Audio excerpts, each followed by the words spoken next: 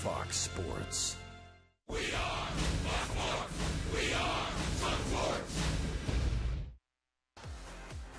Last night, Chris Archer pitched a masterpiece in Houston, allowing only a single hit on the way to his third career shutout. Tonight, Tampa Bay arrives in the Bay Area to open a 3-game set versus the A's. Late night with the Rays from Oakland starts now.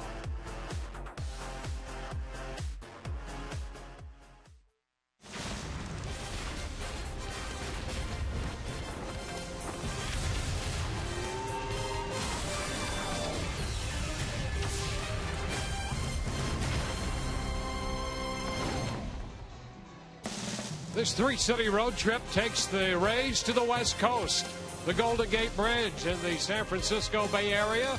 Tonight, the Rays across the bay on the east side, and it will be game 1 of this 3-game series between the Rays and the Oakland A's. Hi again, everyone, and welcome to an evening of Rays baseball. Late night with the Rays here with Brian Anderson, Dwayne Stats. Great to have you aboard. Brian, we have two clubs here. Interesting when you break down their seasons. Oakland, not exactly what they anticipated. The Rays had to get a little creative because of injuries, and through it all, when you look at their starting rotations and what they've gotten from their starting staff, it's pretty amazing. Well, they give their team a chance to win. The starting rotations for both of these ball clubs are right at the top of the American League in earned run average, led right here. The A's lead the American League 3.20. Sonny Gray, he's their guy. He leads the American League in ERA at 2.04. And then the guy that we're going to see tonight, Chris Bassett, I'll tell you something. 6 of his 8 starts, he's given up 2 earned runs or fewer. Tall, lanky right-hander. He's going to be a lot of fun to watch and a handful for the Rays hitters. The Rays, you think about their starting rotation, you think about Chris Archer, especially what he did last night. He's leading the way, 5th in the American League in ERA by himself. And then you go to tonight's starter, Drew Smyly, looking to rebound from his last start against the Texas Rangers. Didn't go exactly like he would have hoped. However, listen, he's just making his way back from injury. He missed about 3 months of the season with that labrum issue. He'll be going out there tonight, a very underrated pitching matchup. So we have Drew Smyly looking for his first win of the year, 0-2, and Chris Bassett, who has been much more impressive than his 1-4 record would reflect. Rays against the Athletics. John Jaso, a young man who has been with the Rays, Oakland, and back with the Rays. We're going to have time to explore what John Jaso has been up to. All of those points in between across the continent. Rich Hollenberg will tell us about that when we return.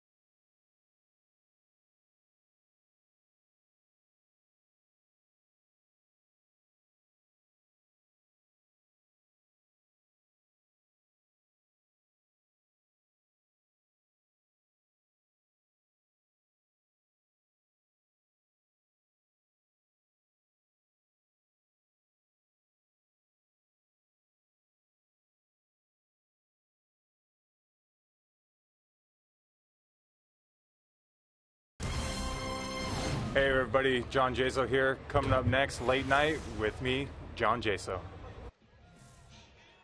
And John Jaso set to lead things off for the Rays as they start game one of a 3-game set from Oakland against the Athletics. It's a homecoming of sorts for John Jaso, the California native. Spent a couple of years here playing for the Athletics before returning to the Rays. And no better an addition to our West Coast tradition, Late Night with the Rays, than one of the most interesting men in the Rays clubhouse. Here is a sampling of John Jaso, starting with those natty dreads. It was a fact that I've grown out my hair different times throughout my career. I remember one time in Seattle, I had everything grown out. I had a beard going, I had long hair, and after a certain point, with the guy and you get the hair to a certain length, it starts entering that, like, I'd have to say, like, more of like a feminine look. And at that point, you know, it's like, man, I should just dread my hair. And I've talked about it for years. And I think that my wife maybe got sick of me talking about it. And I came home one day and she had made me an appointment to go get it dreaded up, which took 6.5 hours of me sitting in a chair. But got it done, and she loves it, and I love it. Feminine, forget about it. Straight up macho. Dwayne, B.A., I know you agree with me as we get set for first pitch. Yeah, that was not the term that came to mind when I saw the hair continue to grow on John Jaso's head. And the dreads, a unique look in and of itself. Let's take a look at the starting lineup for the Rays, presented by your Southern Ford dealers. And it will be John Jaso to lead it off, the DH, then Grady Sizemore and Evan Longoria, James Loney, Logan Forsythe, and Asdrubal Cabrera down the middle. Desmond Jennings in 7th, Kevin Kiermaier 8th. The catcher Kurt Casale will bat 9th. Well, Chris Bassett's going to be making his 9th start here for the Oakland Athletics. There's not a lot to show for the record, a 1-4 record, but look at the earned run average, 2.60. It's 2.44 as a starter. Tall, lanky, good life on all of his pitches. And the first pitch of this game, he takes for a ball. First pitch. Jaso hitting 309. That first pitch presented by Pinch a Penny.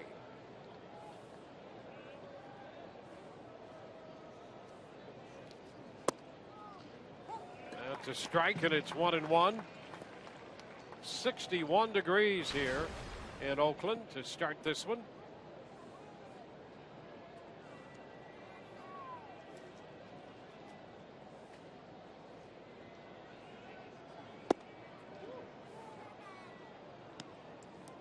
Jaso in 37 games for the Rays this year.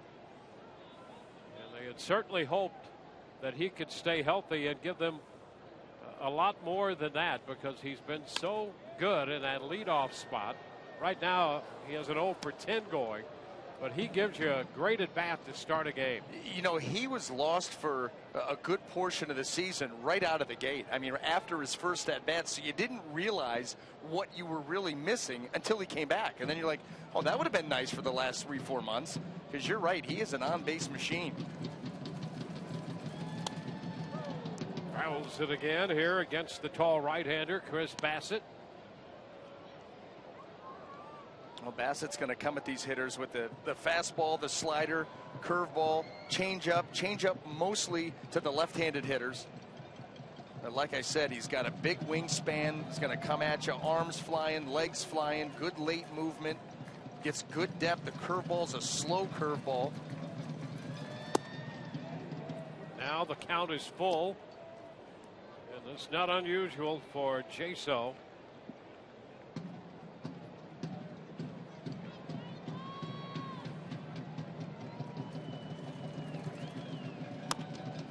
Tap to the right side for Bassett. And the underhanded toss. Jaso out of there. Let's take a look at that Oakland Athletic defense. See how it's going to line up. Brought to you by BMW. In the outfield, left to right, we have Coco Crisp, Billy Burns, and Jake Smolinski. And across the infield, third to first, Danny Valencia, Marcus Semien, Brett Laurie, and Mark Canha, with Josh Figley behind the plate.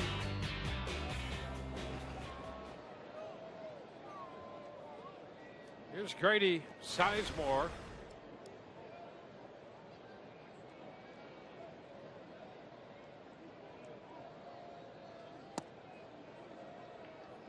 pitch is a ball.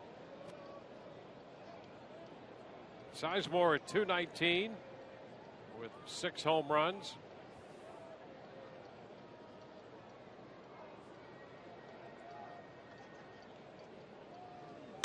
There's a liner up the middle and a base hit into center. Ball popping away from Burns. Sizemore is going to head to second, and he'll make it.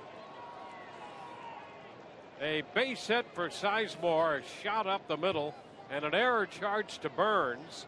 That's only his second of the year, but it's error number 100 for the Oakland A's. They lead the major leagues in errors committed.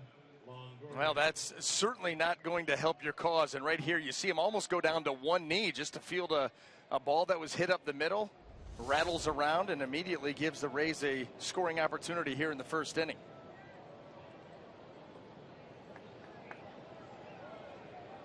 There's Evan Longoria with a chance to put the Rays on top. Takes the pitch low.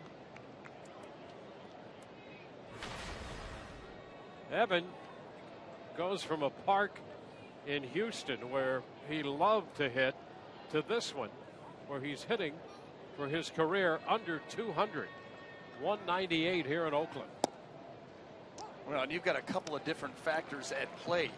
Number one, the Oakland A's typically run out a pretty good starting rotation, so you're facing better pitchers. And on top of that, this is not exactly a hitter's ballpark. That starts with all the foul territory here. Pitchers love that. Ground ball right side. Laurie will make the play. Over to third goes Sizemore. And our Toyota trend reflects that the Rays have had some difficulty here. All time a .297 win percentage.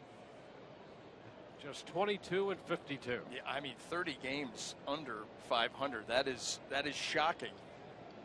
But you know what? A lot of teams have trouble out here or have had trouble out here over the years. Well, let's see what James Loney can do against Bassett. Sizemore at third, 2 outs.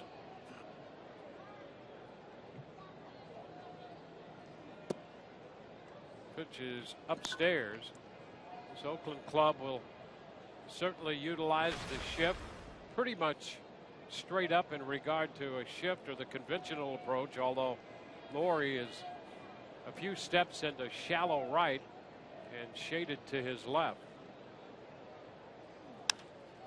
High fly ball. A lot of room out there, and Burns in center makes the catch. Rays are the threat. They do not score, and we move into the bottom of the first.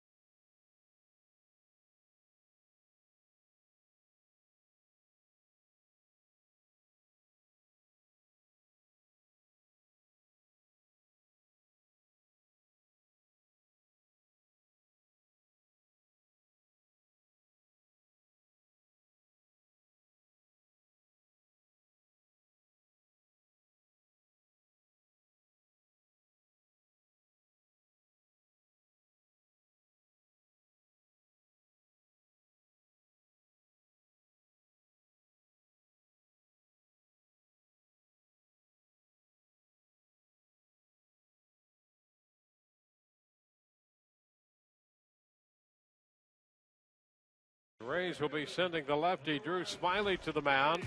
And the Oakland lineup, presented by your Southern Ford dealers, will look this way. Billy Burns, and then Mark Canha with Danny Valencia hitting third. Josh Begley, the cleanup man. Jake Smolinski in right, and Brett Lawrie hitting sixth. Billy Butler's the DH. Coco Crisp is back hitting eighth. And Marcus Semien will be the shortstop and hit ninth. Well, the key for Drew Smyly tonight to have a good, solid start. Number one, fastball command. Number two, change eye levels. When he does that, he is very difficult to hit, and we have seen that over his 11 starts as a member of the Rays.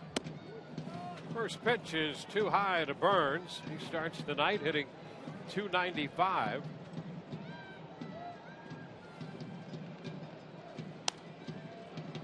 Sound of play, and it's 1-1.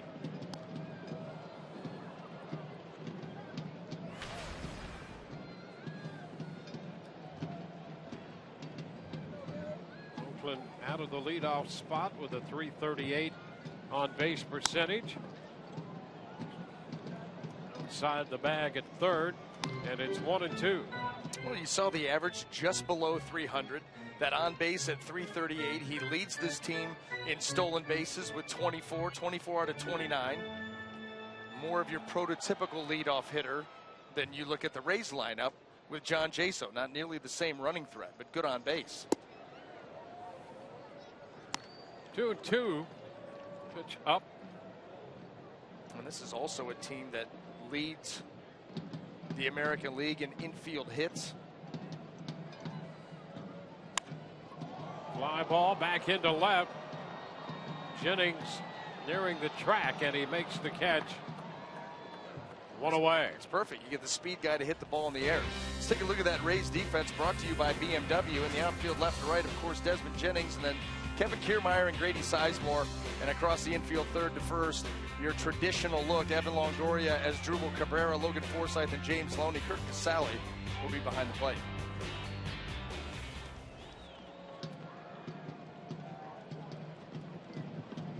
Now Mark Canha, who's playing first base tonight. Smyly starts him with a strike. What makes the changing of the eye level so effective for Smyly is you saw that first fastball to Canha driving it downhill, and then all of a sudden he'll immediately bring that up into the zone. 0-2 on the foul ball and a broken bat. This would be the time to go for it too. You drive the fastball downhill, the breaking ball down. Now I would pump a fastball right at the letters, right here, and you got a good chance to end this at bat right now. And that's what has made Drew so effective as a member of the Rays. Yeah, that's something that a subtle move that he adopted coming over here, and people were so surprised when that deal was made. He was something of an unknown quantity, I think, to a lot of people. But boy, when he came over here with the Rays, he was extremely effective with just a couple little changes in his approach.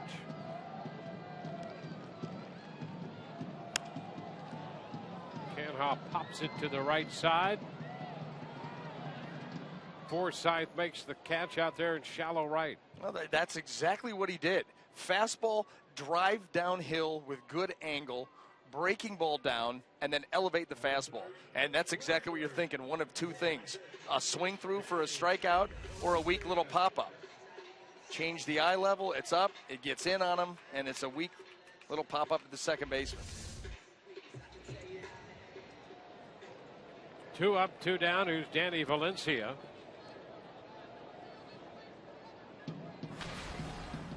Valencia in 12 games with Oakland. He's hit 4 home runs and driven in 10 runs.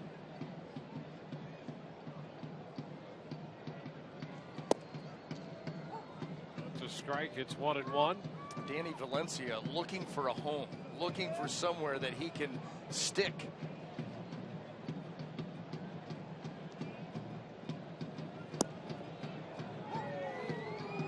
They got him as a waiver claim from Toronto in the first few days of this month, and he really feels this might be the place where he gets an opportunity to play not only against lefties but almost become an everyday player. That's what he's looking for. Well, Oakland right now, they're retooling, rebuilding, trying to find out what their team is going to look like going forward. So Danny Valencia is absolutely going to get an opportunity. He drives it deep to center field. Kiermaier is there and makes the catch to retire the side.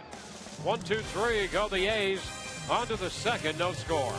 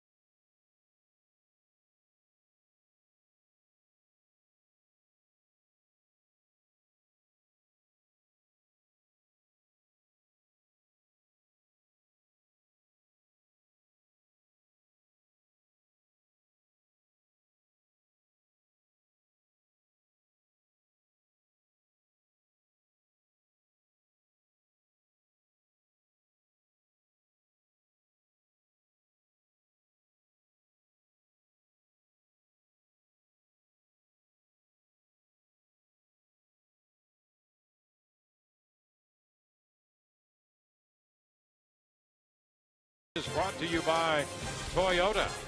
Let's go places. By Outback Steakhouse Curbside Takeaway. Making your steak come to you has never been easier. And by Morgan Auto Group. Make it Morgan. We make it happen. Late night with the Rays from Oakland, California. That was very recent. The opening statement has been made. And there it is. Lefty power. Logan Forsythe will lead off the second inning. And he takes a strike from Chris Bassett.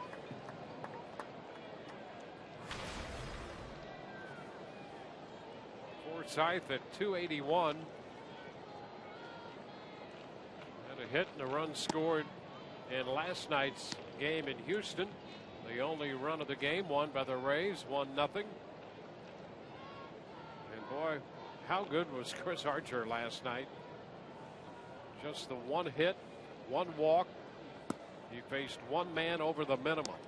You know, they have that metric called game score, where they measure out, you know, your start based on a lot of different factors. Well, according to that, it was the best start in Rays history. So I would say it's pretty good. There've been a handful of 1-0 wins before. A no-hitter in Rays history by Matt Garza. Matter of fact, Ed Hickox was behind the plate. He's working the plate tonight. He was behind the plate for Garza's no-hitter. And here's just a peek at Archer's stuff last night. Well, he absolutely dominant with the fastball and the slider and enough changeups to keep this offense for the Houston Astros honest, getting some help defensively. A great play there by Evan Longoria. A couple plays in center by Kiermaier on some hard hit balls. But other than that, Chris Archer just ruled the day. Yeah, a clean performance to be sure for Chris Archer in that 1-0 one-hit shutout. So Forsythe, just barely grazed by that pitch, is aboard at first. And here's Asdrubal Cabrera. Takes a pitch low. Cabrera 0 for 4 last night and suffering a 4 strikeout night, not something that you associate with him. especially lately, because he's been so red hot. This one to the backstop, and down to second base goes Forsythe. So the Rays, for the second straight inning, get a man on and into scoring position. Well, lack of command. You get the hit by pitch, gets him down to first base, and then a yanked fastball. Fegley can't come up with it, and another shot. So that's a wild pitch. The fourth of the year, charged to Bassett.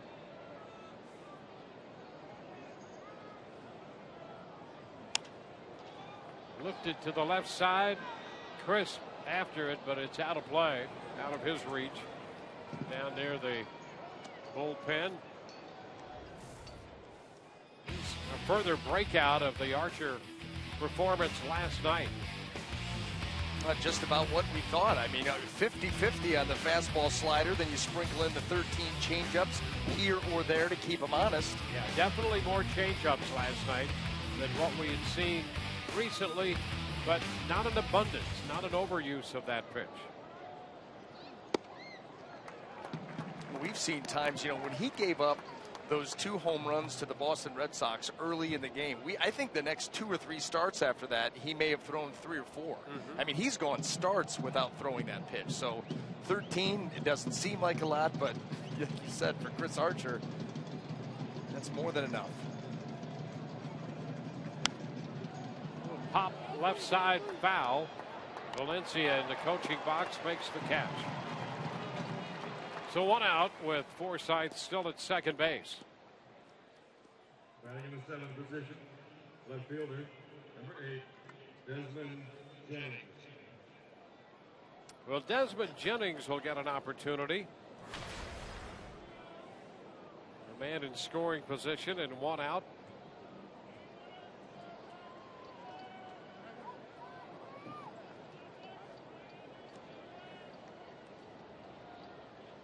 Bassett got to the big leagues originally with the Chicago White Sox. Young man out of Clay, Ohio, went to high school in Clay, Ohio, a small high school. There's a strike call to Jennings. So he didn't get a lot of attention, although he's a pretty good sized guy with a good arm. Yeah, he ended up going to the University of Akron. Last I had checked with that school, I think they were discontinuing the baseball program. And I don't know how I feel about that. I know this, between my sophomore and junior year, I was 20-something and 4. And 2 of my losses came to Akron in the same week. Yeah, I couldn't beat those guys. I could see how you'd have mixed feelings. Yeah, I mean, it was like, really? Pitch against some of these teams and do your thing, and then University of Akron tune you up. That's where he came from. Well, he admits that because he came from such a small school, he didn't have the high profile and really didn't push his presence out there either. He didn't seek the limelight. And so he, in that way, was one of the guys who would kind of sneak up on the rest of baseball, didn't get a lot of attention. But sooner or later, a guy with a good arm and that stature, he's going to get a look. And the A's recently, with the way he's pitched here, they're very pleased with the deal they made to get him. Well, moving it into the starting rotation back in 2012, and like you talked about some time with the White Sox, he's been very good here with the A's. There's a liner into left, going to fall for a base hit. Forsythe's going to head to the plate. The throw by Crisp is not going to be in time, and the Rays break out in front. So Jennings comes through. The Rays had gone 0 for 3 in the early stages with men in scoring position until the base hit by Jennings. Well, it's been command issues. Hit by pitch, wild pitch, and then a hanging curveball. I mean, this is right up in the eyes of Desmond Jennings. That's just too easy. And they're going to test the arm of Coco Crisp. Logan Forsythe had a great break off of second base and scores rather easily.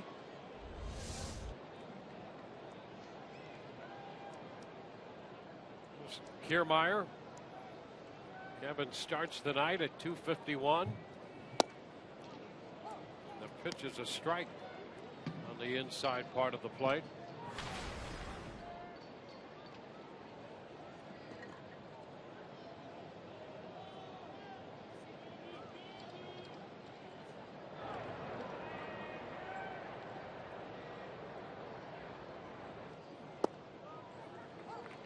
Two. Well, the Rays start the night trying to get back to 500. They're 60 and 61, and they're one game under 500 against teams in the AL West this year, 15 and 16. Up the right side, that ball is a foul ball. Boy, would it not have been fun to see that ball fair and watch Kiermaier. Rays in the wild card. Start the night 3 back. Minnesota right now 2.5 back. Toronto and the Angels occupying the top 2 wild card positions. One of those teams needs to figure it out. Everybody right around 500 there, a big group of teams. You wonder if anybody's capable.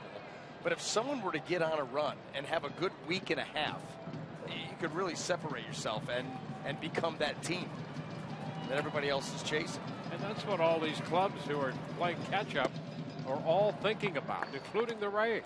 If they can reel off some consecutive wins here, suddenly they become a big force the rest of the way down the wire here.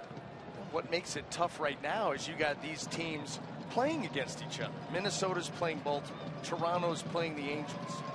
You know, so you go back and forth, and everybody trades a game in the standings here or there, and at the end of the week, it still looks the same.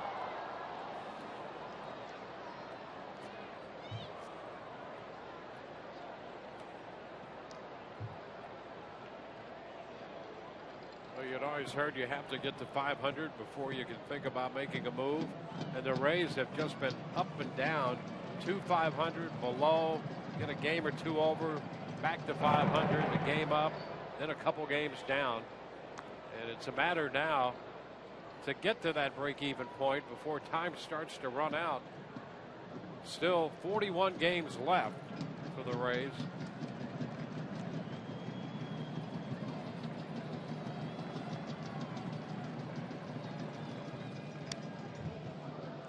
Still a ball and 2 strikes.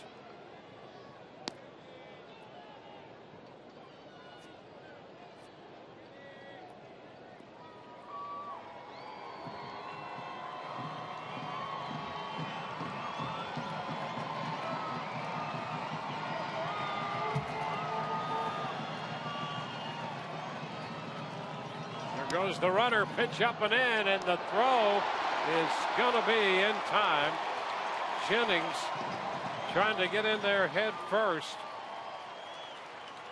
Now let's check out the jump here, because Josh Vega was able to throw out Desmond Jennings by a wide margin. There's the lead. We kind of started off standing straight up, just never got that burst of speed. And that throw got down there in plenty of time to get Jennings. You're not used to seeing that. Yeah, that's going to be interesting to watch him coming back from that knee. Foul ball. The one thing that you notice there was not that big burst when it comes to trying to get a good jump. No. That's the first thing you look for. And then the build to max speed, you know, to top level speed, and that never came either.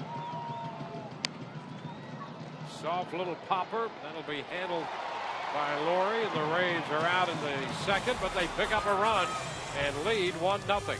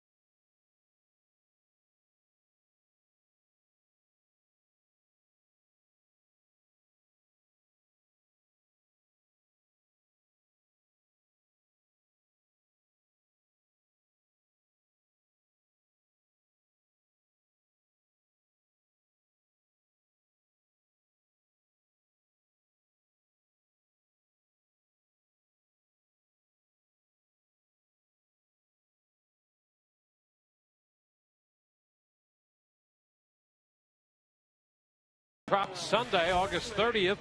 The Rays play the Royals, and kids 14 and under receive a DJ Kitty drawstring bag presented by All Children's Hospital, Johns Hopkins Medicine, while supplies last. For tickets, call 888-FAN-RAYS or visit RaysBaseball.com. Josh Flegley misses that first pitch. Fastball, strike one. The Oakland catcher hitting fourth. Yeah, how about their third and fourth hitters? Danny Valencia, who hasn't had a whole lot of time with the team, and Josh Flegley. It's been a struggle for this team to score runs since the break. Liner into center, and that ball is caught by Kiermaier. Not as easy as one might think on a ball hit directly to him. No, not easy at all. I mean, Kiermaier starts with the jump. Ball off the bat, sinking quickly. And look at the quickness. Now, this is a guy, you talk about getting to top-end speed, and then that ball knuckling whatever it was doing. Certainly there was action on that line drive, and he made a nice play down by the knees. Well, you get spoiled watching him out there in center field. You sure do. He has gotten his share of attention, but maybe not quite as much as you would like with the way he's played center field. Well, I think that, getting a chance to watch him now over the course of 4.5 months out there just about every day, you see the defensive runs saved metric. He's far and away above anybody else, and you got to go down a ways before you even get to an outfielder. I don't think there's one on that list. And at the end of the day, it would seem that that category would matter more than any other. Forsythe out from second base, and Jake Smolinski is out number 2 on the pop to second. And you know what? The other thing that I like is I like the fact that he does that with more than 17 pieces of flair. He has some fun out there. Yes, he does.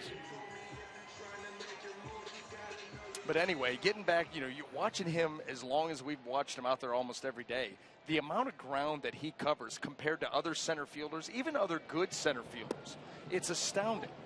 Balls that you see fall in, maybe when the Rays are up, a ball gets into a gap, and you're watching and you're going, boy, we look at each other like, I think Kiermaier gets there standing up. Yeah, 2 strikes here on Brett Lawrie. From where we get to watch games, you start to get a feel for what ball may be caught and what ball might not be caught. And there's so many times when you're thinking off the bat, that ball might not be caught, and he's there. He gets there to make the play.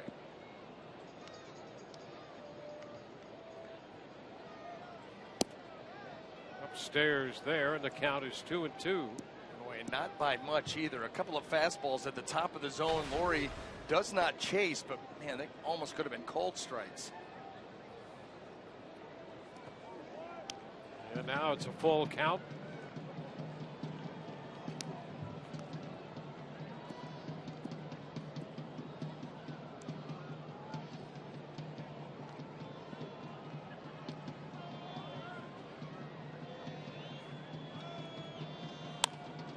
Liner into right. That will fall. Sizemore with the pickup. A 2-out single for Lawrie. Word from Houston. Mike Fiers of the Astros has no-hit the Dodgers through 8 innings. So keep an eye on that. Well, the Dodgers were here a couple of days ago in an abbreviated 2-game series. The A's took both of those games. And you run off to Houston on the verge of getting no hit. 2 outs into the 9th inning. Right on the verge. 1 strike to count to Billy Butler.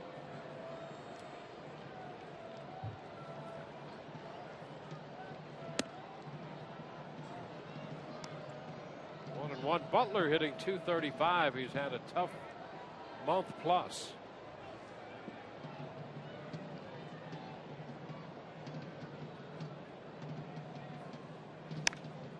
Under it, pops it to the right side. Loney backing down the line. It's a fair ball, and he makes the catch to retire Butler and the A's. On to the 3rd. It's 1-0 Rays.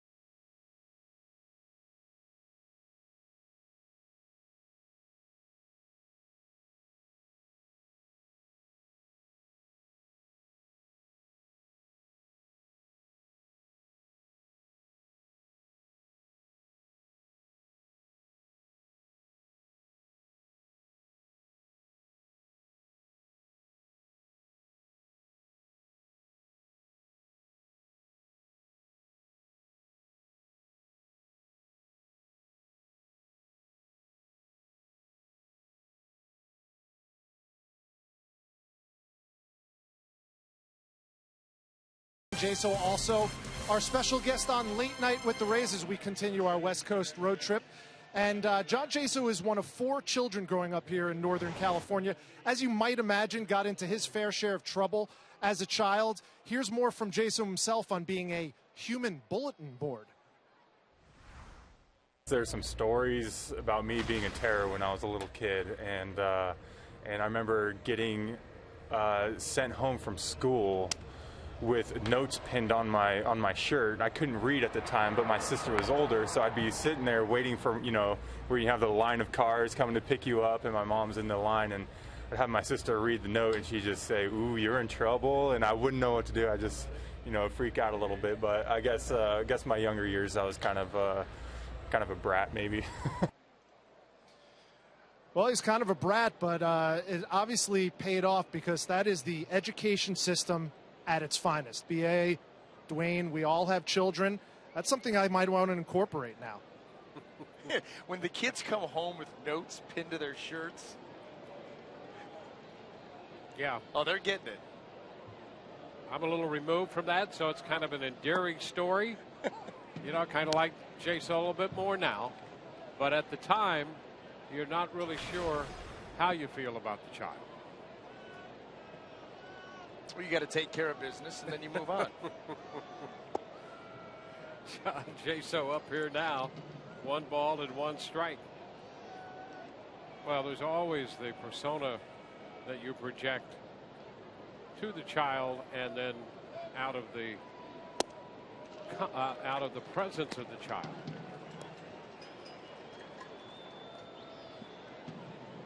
I gotta say, if you think it's cute at all, you never let the child know that.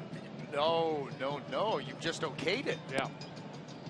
I gotta believe that if Jackson or Ryland had a note pinned to their shirt, they're not waiting to get picked up, and they're not getting on the bus either.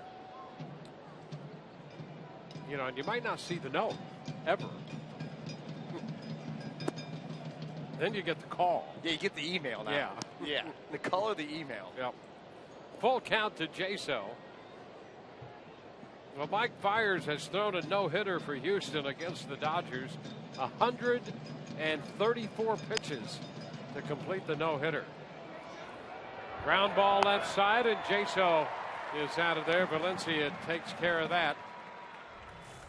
Justin Turner struck out to end it. And there is the line on the no-hitter. 10 strikeouts, 3 walks, and a bunch of pitches. Well, he certainly looks happy about what he did today.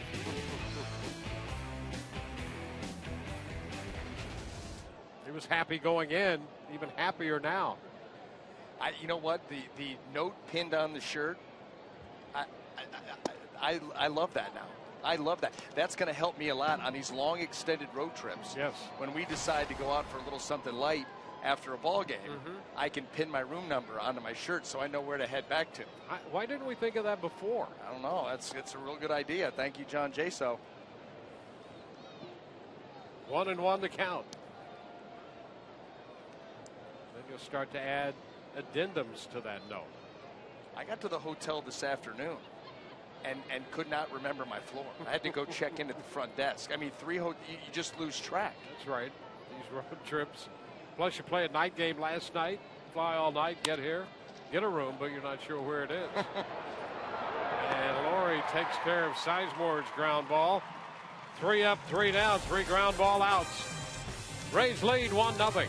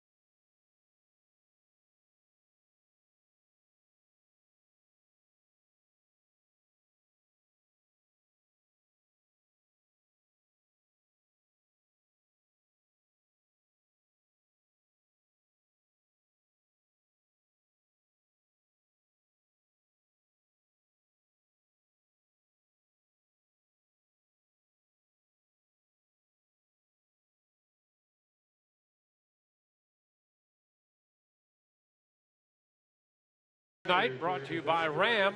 Submit the best vintage photo of yourself by using hashtag FlashbackRays. We'll select the best photo and feature it in the postgame show. Well, here's the thing. That you know what these pictures were taken?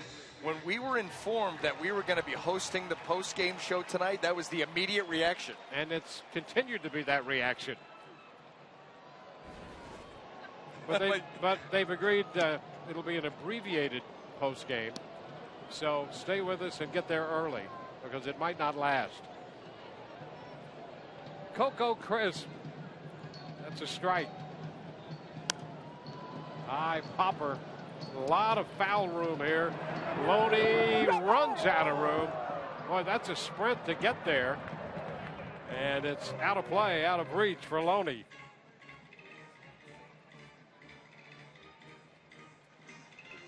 Yeah, not exactly a piece of cake for Loney there. Had to cover a lot of ground.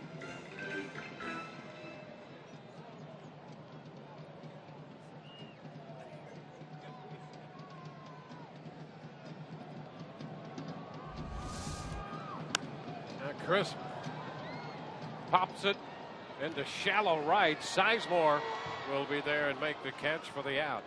And that's the first out here in the third. Well, you're glad you just retired him. You think about the last couple of nights for the Rays, some close pop-ups down the line. Colby Rasmus doesn't get to it, turns into a base runner, turns into the game's only run. So sometimes those missed opportunities can end up haunting you.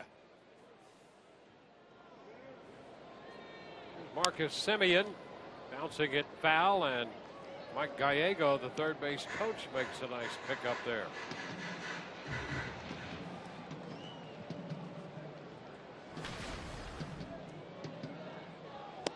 Cut and a miss. Smiley quick with that fastball there to Semien. Well, and the early going in a much better rhythm and in much better spots with his pitches than he was against Texas. Foul ball, that's going to carry out of play to the screen, Casale, but no chance. You know, his command, really, of all of his pitches, he was shaky with all of them. You could tell that he was still building back up, you know, from being out with the labrum. You know, he hadn't started a game in the major leagues in over 100 days, and it showed. But boy, he's starting to lock it in.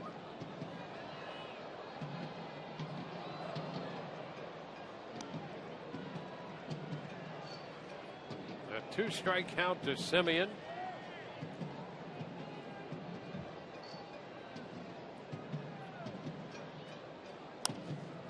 This one popped into shallow right. Loney's going to have to back out and makes the catch. So Semien is out number 2. Well, first time through the lineup, 1 hit, and all the outs have been in the air. That is Drew Smiley. I mean, he's never going to be known as a ground ball pitcher, but you want those balls in the air to be soft contact. You know, the curveball that you get underneath, the fastball that's at the top of the zone that you pop straight up. And he's able to get those regularly.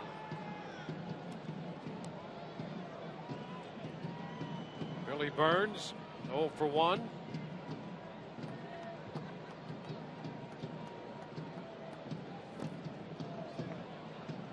He's the guy in this lineup now you want to keep off the bases. Semien, who just popped out, can run, and Burns can really run. And this team does it at a high percentage of success. It's not like they tear up the base paths, but when they go, they oftentimes make it. Those are the top 2. And you're right, because these are the scenarios in a ball game. 2 outs. You get Billy Burns on first base. Guess what? He's going. He's going to try to steal second with 2 outs to get into scoring position. So just finish him here. 2 balls, 2 strikes, the count.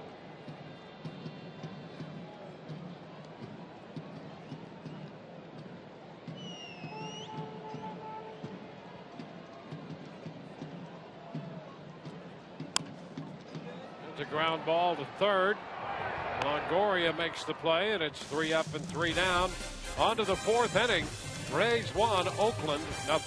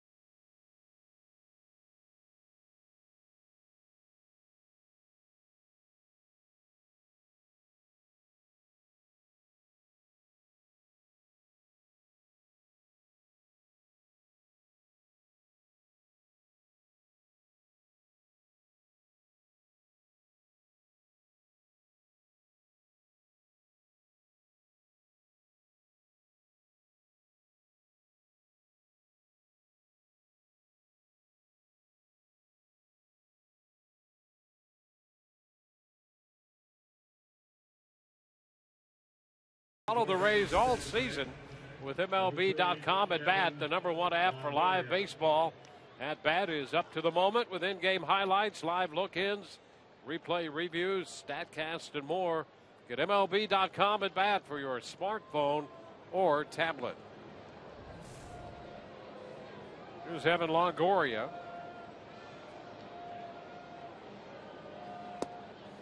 Evan takes the fastball for a strike. 6'5", 26-year-old right-hander.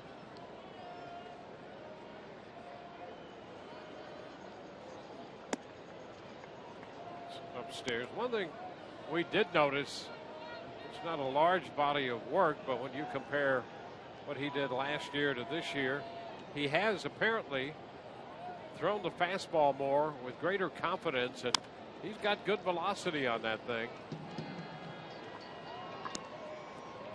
He really does. We've seen him get it up into the mid-90s. It's got good late movement on it. And listen, if you've got a fastball that you can throw at that velocity with good late life, I'd throw it more too. Probably keep figuring out how I can throw it even more. Like that. He throws it by Longoria, picking up his first strikeout of the game. Well, you go with the two-seamer, try to get some late action, and then you just power one. And this one here at 96, arm side run, middle in, difficult to deal with. You know, he's been up around 60% with that fastball this year with Oakland, and his time with the White Sox, again limited, but he was actually under 50% total with his fastball. Well, and that's where, as a pitching coach, you grab the young man and say, listen, you throw 92 to 96. We've seen you touch 97. Under 50%, inexcusable. Absolutely inexcusable. You got a fastball like that, you use it. It'll make everything else that much better. Ball and a strike to count to Loney.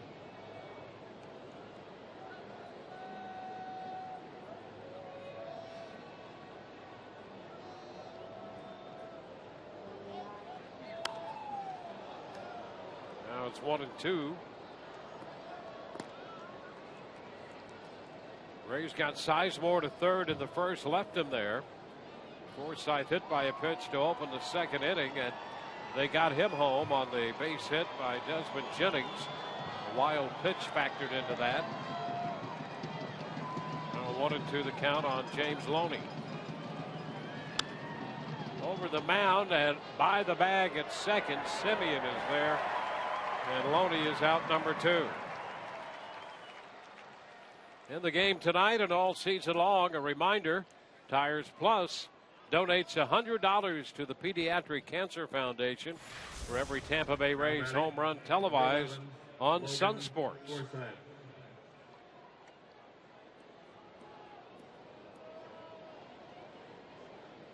4 of the last 5 outs have come on ground balls thrown by Bassett, the other on the strikeout. Here's Logan Forsythe.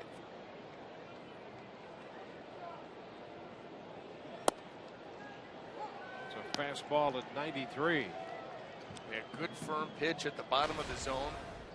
You know, he's not been known as a ground ball pitcher either. He's around the same percentage this season as Drew Smyly is. But boy, you can envision if you keep being able to drive the ball downhill like that, you're going to get a ton of ground balls, or at least you should in theory. You know, 6'5", and driving a pitch downhill and for the most part staying down there. It's tough to get under those pitches.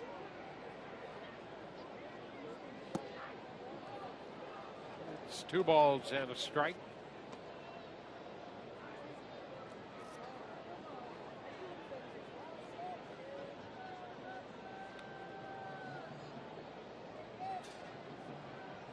Forsythe scored the run last night in the 1-0 game. He scored the run tonight in what is at the moment a 1-0 game.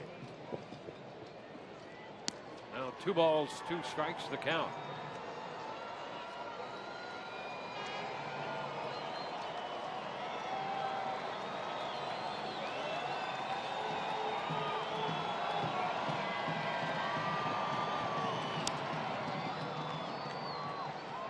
do it again.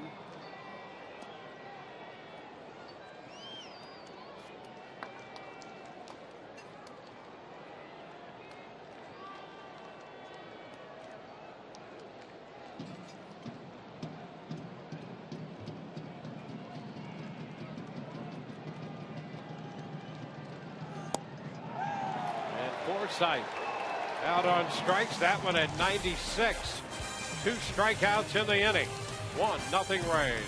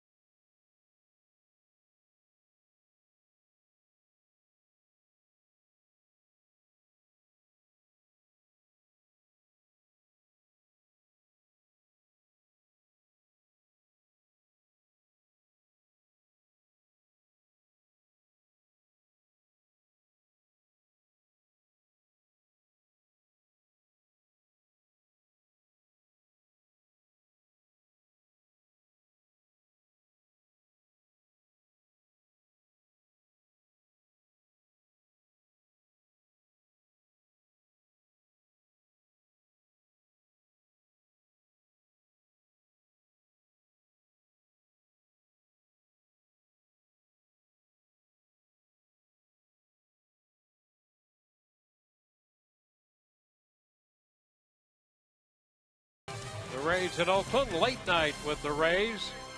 First game of a 3-game series.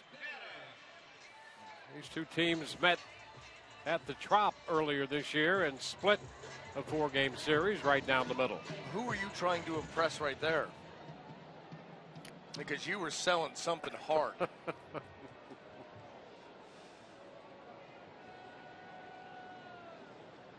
I'd have no idea.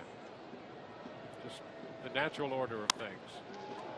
There's a shot down to third right at Longoria. And Canha's the first out in the bottom of the 4th. It gets on you in a hurry. I'll tell you that. You got to be ready to go. On point. Boy, we've seen some shots down to third on this road trip. And there's another one.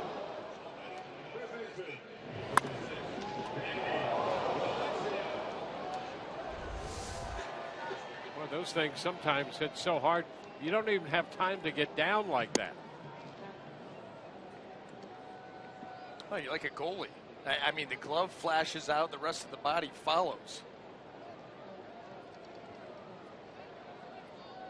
Danny Valencia looks at a strike. It's 1-1. Well, both these pitchers have set a quick pace, which you would think in most cases they would love to do. High pop foul. Casale's after it with room to make a play. And right there, that on-deck circle. You know, that on-deck circle with a couple of weighted bats and all the other paraphernalia becomes an issue. Oh, yeah. I mean, there's a lot going on there. I mean, you got your spray here. You've got a little pine tar rag there. And you've got a catcher with his eye to the sky looking for the baseball stumbling around in that area. So you got some obstacles.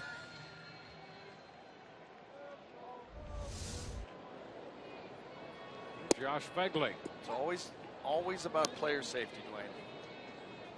Well, you know, that's a situation. I've seen Joe West clean that up a little bit at times during a game. You're going to have that there. You know, it's got to be relatively tidy and not exactly a disaster area waiting to happen. That probably closely resembles John Jaso's room as a child. have to start pinning notes on people.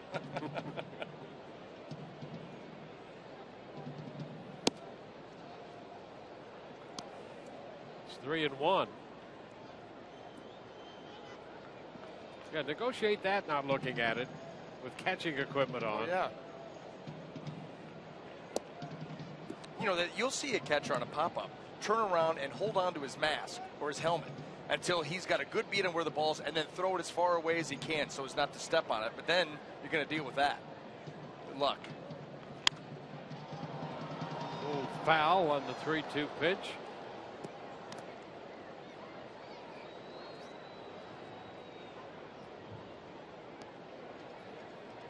We'll see how cluttered the Rays get in between innings. They'll run it out there and dump all their equipment too. High popper, shallow right. Forsythe with an angle, and Sizemore trouble, and that ball's going to drop.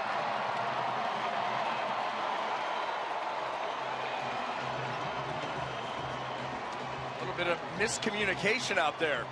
Grady Sizemore had to come a long way for that, and I think he was thinking that either Forsythe or Loney, and just a little hesitancy at the very end, and that ball kind of handcuffs him. You see where Logan is. He's going to head back. Here comes Sizemore. The three converge. You see Grady at the last minute there. You see him peek down at Logan Forsythe and then try to pick the ball up again, and it handcuffs him and rolls off the heel of the glove.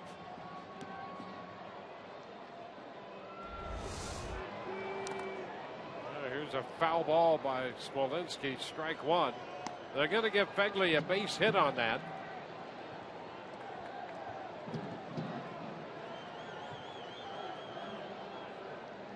Well, it should have been the third out.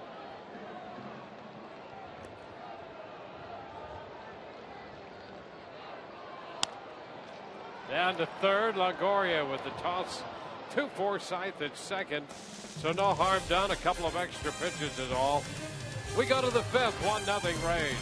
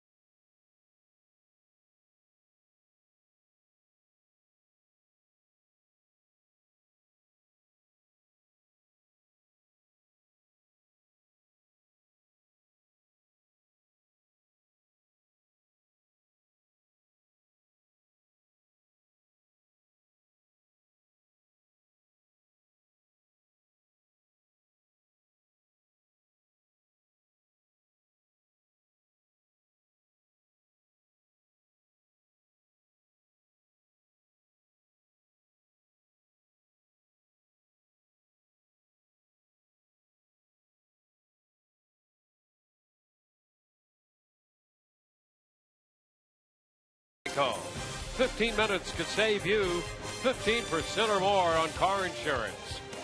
And by Checkers, Epic Meals, Epic Deals.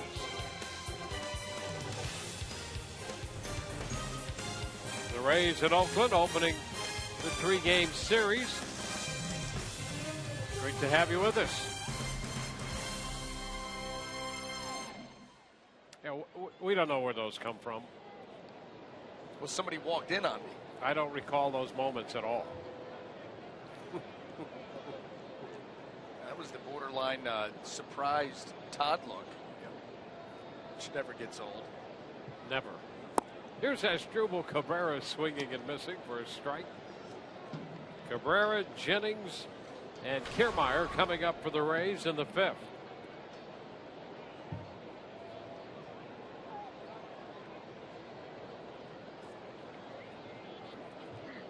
Now he bunts, and if that stays fair, he's going to beat it out. It will.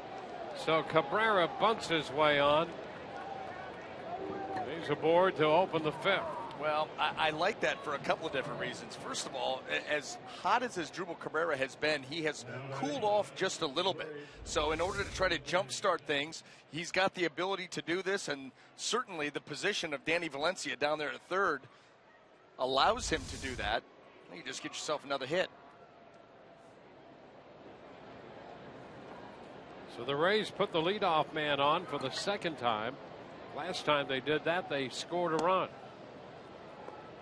Desmond Jennings takes the pitch wide, 1-0.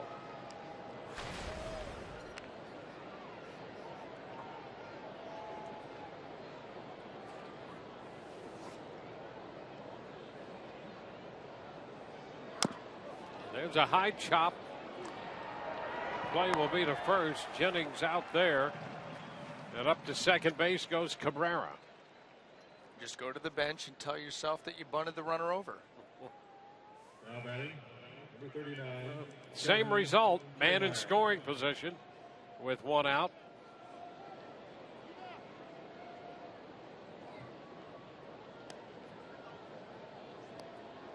And Kevin Kiermaier will have an opportunity to give the Rays another run.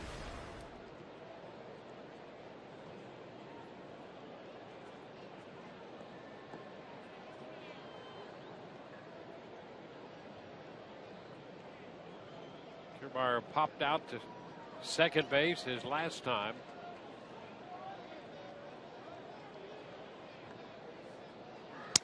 Ground ball. Bassett recovers, goes to first, not in time. Well, Kiermaier hustling down that line, and if you give him half a chance, he's going to beat the play. Cabrera goes to third. Well, the A's are going to take a look at this, too. That's how close it was, Bob Melvin out there. But you're right. You cracked the door open for Kevin Kiermaier. You're asking for trouble. And watch Bassett right here. When he does recover, he takes a peek quick, and then he realizes he's got to hurry the throw. And I don't think that they're going to be able to overturn that. That was awfully close, but Kevin Kiermaier can scoop.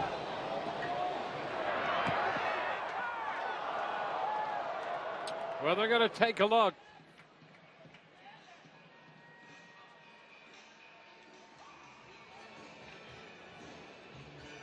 Right now, the Rays have men at first and third. But Oakland asking them to take a look at this one. So they've challenged that ruling. The comebacker off the bat of Kiermaier. Bassett could not come up with it cleanly. And normally, if you don't make a play cleanly with Kiermaier, it's really tough to get him. He puts so much pressure on a defense to come up with every ball cleanly. You know, base hits into the outfield. Outfielders know they've got to not only get to it in a quick manner, but they've got to field it and get it in sooner rather than later, because if not, he'll take second base on you. And here's the look. Boy, oh boy, that is bang, bang.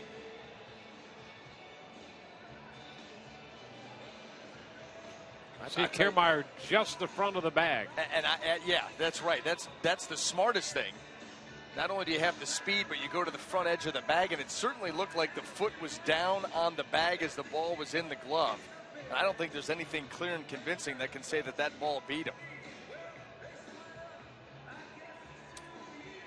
Stands. Yep. I'm going stands. That's all the Rays need, would be a stand on this ruling.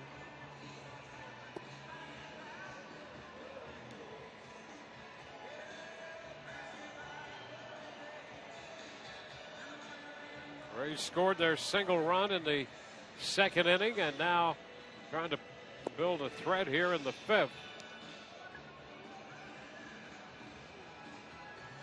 Cabrera opened with the bunt single and moved to second on the chop to third by Jennings, and is now at third as Kiermaier was called safe initially,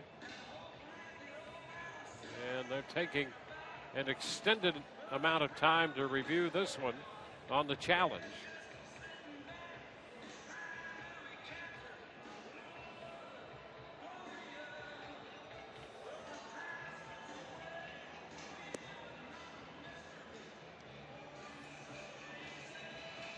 They're apparently giving it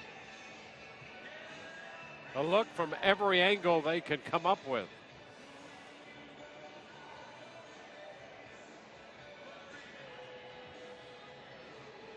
It appears that we're getting close here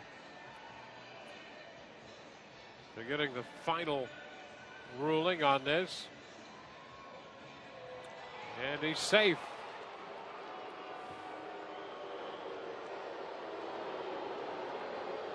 So the A's challenge. Kiermaier remains at first. The call on the field stands.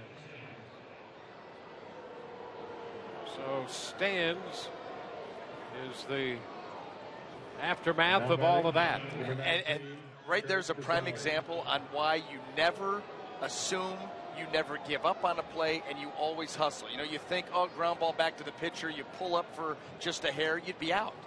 You run hard all the way through. How many at-bats are you going to get in the game? 3 to 5? Yeah. It busted every time. That's why you do it. Kurt Casale takes a pitch too low. So let's see if the Rays can turn this into a significant inning.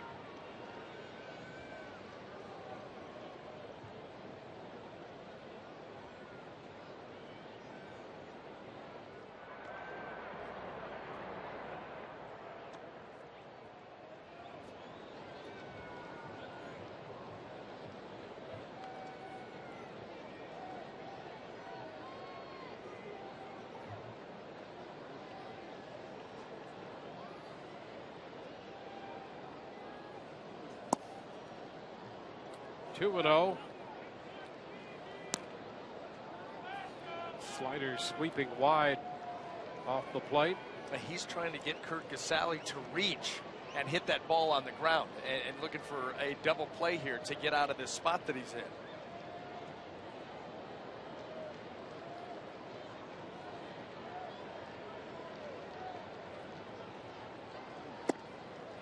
And now it's ball 3.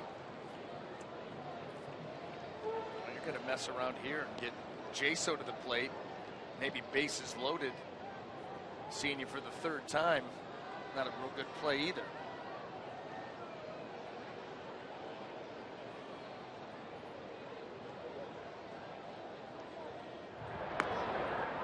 That's Kiermaier back in.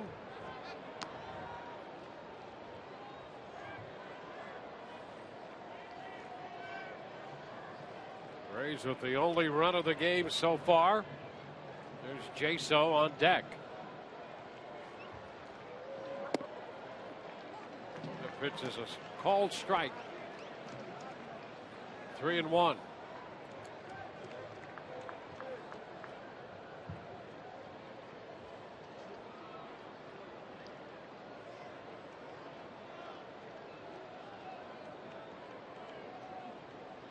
Kiermaier breaks, the pitch is high, and the bases are loaded. So a walk to Casale, and they'll be loaded for the top of the order. The Rays catcher takes over at first. Now batting, So a big opportunity for the Rays to expand a one-run lead.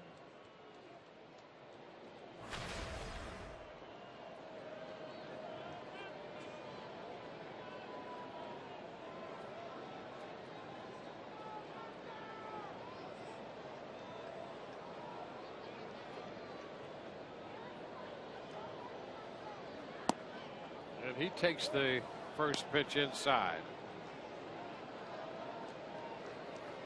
Jaso 0 for 2. He's gone out pitcher first and third to first. Ground ball second. Laurie Seaman 1, and the pitch back to first from Simeon. And that retires the side. Rays do not score.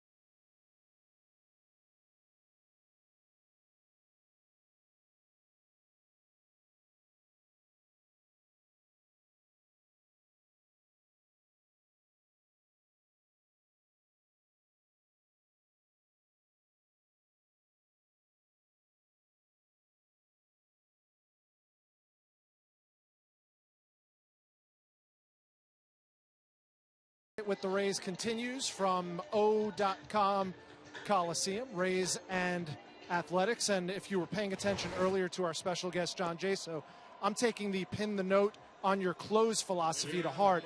Here's more from Jaso, this time the movie critic. Jurassic Park in the theaters. It was awesome. The new one, Jurassic World? Yeah, Jurassic World. It was awesome. It was very theatrical and all that, and I mean the storyline was pretty good, but I mean it was action pretty much from the get-go on. So I loved it. It was a movie to see in the theaters for sure. Do you have a favorite movie of all time? Into the Wild is my favorite movie. That's it's pretty cool.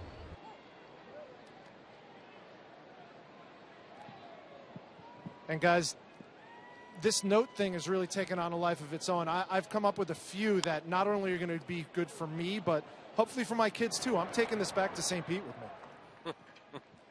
Good idea. And Brett Laurie's out third to first. Say please and thank you. It's a balanced look now with the note. A fashion statement. You may want to tone down the size if you're going to, with a lot of note. You're going to run out of room quick. Well, that was just so you guys could see it. Well, there you go. Yeah. Well, it worked. We could see it. And by the way, yes, the John Jaso breakdown of Jurassic World. Yeah. I'm right with you. That movie was fantastic. Butler rolls it to short. Cabrera takes care of that. So 2 ground balls here. So Smiley, after all that action, pop-ups and line drives and a couple fly balls, getting the ground ball here. Got one from Fegley to end the 4th. And then Laurie and Butler here to open the 5th. Here's Coco Crisp.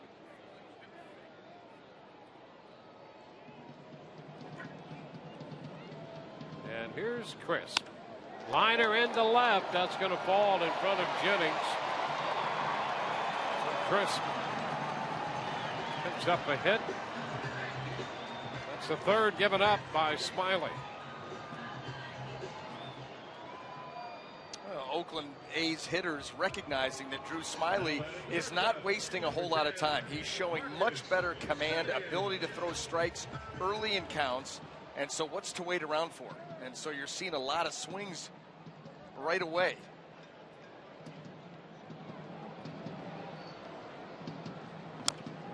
And another little chopper foul. Marcus Semien up there.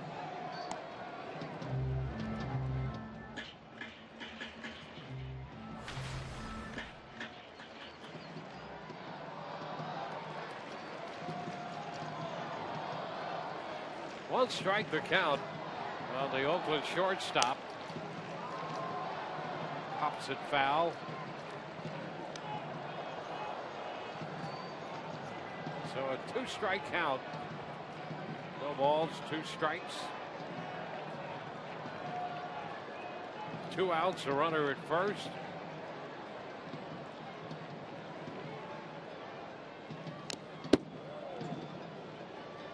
Fouls that one. A fastball from Smiley.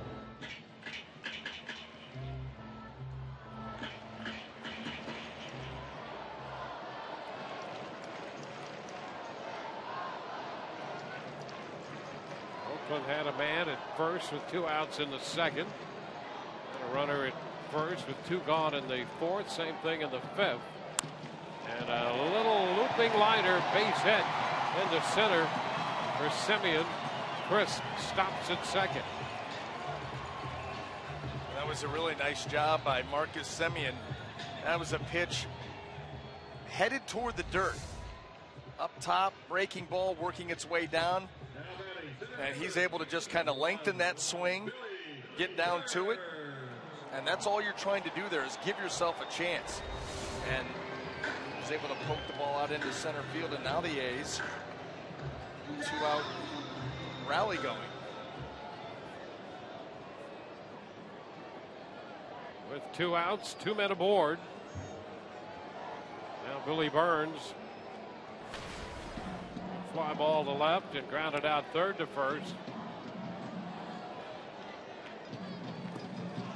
down and in just before that first pitch.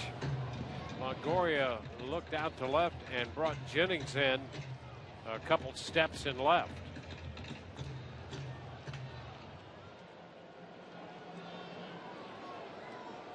Well, the Rays at times have had, the outfielders deep, and Desmond Jennings, we've seen him playing deep in left field and balls able to fall in front of him. Trying to protect against that right here. And that's how most pitchers would prefer it. Take away the blue pit. Take away, I'm going to make my pitch. If I make my pitch, I'm going to get poor contact, and that ball's going to, if I give up a ball that gets over your head, it's because I made a mistake. That's on me. Mm-hmm. And so I don't need you playing with your number up against the wall.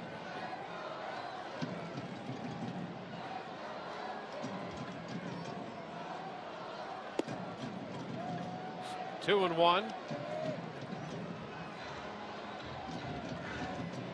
And I know that, game situations, you're going to do it differently later in the game. When you play no doubles, that's by design. You don't want to let anything over your head. You let it fall in front. It just depends on what's happening.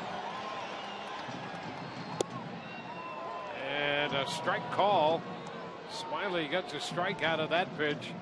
Burns checking with Ed Hickox on the location of that one. And he's right. That ball was clearly in off the plate, and the Rays get a big break. 2-2 instead of what would have been 3-1. And a cut and a foul ball. He got just a little bit of that one.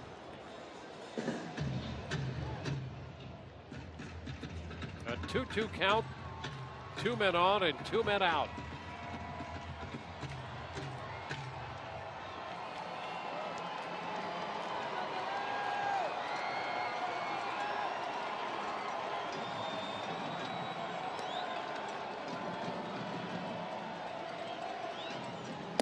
Upstairs fastball. Burns start to go, but then lay off that pitch, obviously high. Well, now everybody's going to be in motion. First and second runners will take off on this delivery by Smiley. Big pitch.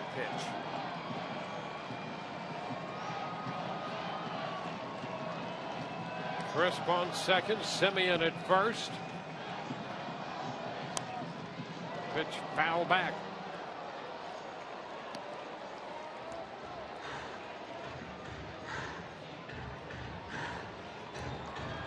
So we'll do that again.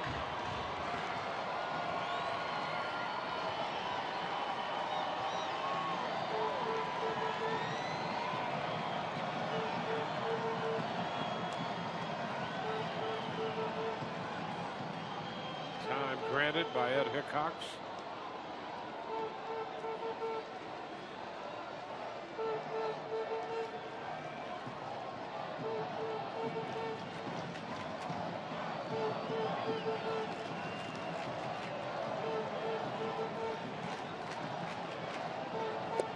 He got him.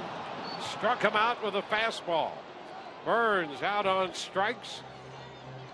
No runs, 2 hits, and 2 left for Oakland. And at the end of 5, the Rays lead 1-0.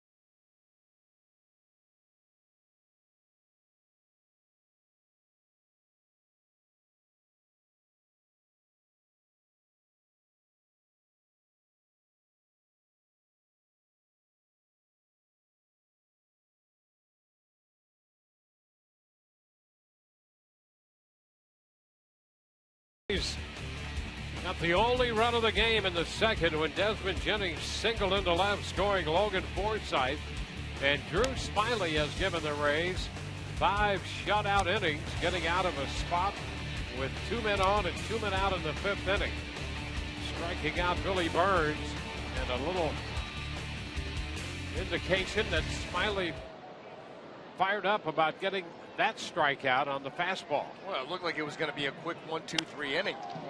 And here is Sizemore jumping on the first pitch. Down the left field line, headed for second, and a leadoff double for Grady Sizemore.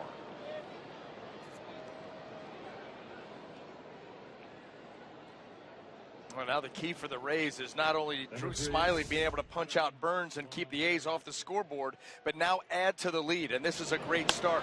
Shoots a bullet by Valencia down into the corner. Automatic double there for Sizemore. That'd be great for the Rays now to pick this up after missing an opportunity to score in the 5th, and then have the A's threaten in the bottom of the 5th and get out of that. So build some momentum here. Longoria pops it up foul. That's going to be out of play.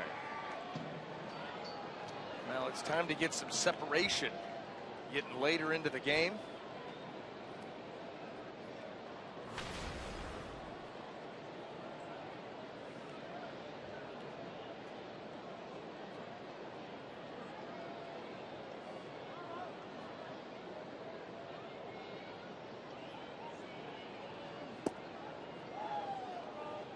Ball, 1 strike. Bassett has been involved in some low-scoring games. When you look at his record, 1-4, his earned run average just 260 coming into this one. He lost to Colorado 2-1. He lost to Seattle 2-1. He lost to San Francisco 2-1. He lost to Cleveland 3-1 before finally beating Baltimore 5-0. Had the feeling he had to shut out somebody, and he pitched 7 shutout innings to get that win over Baltimore. 1-2 the count on Evan Longoria now.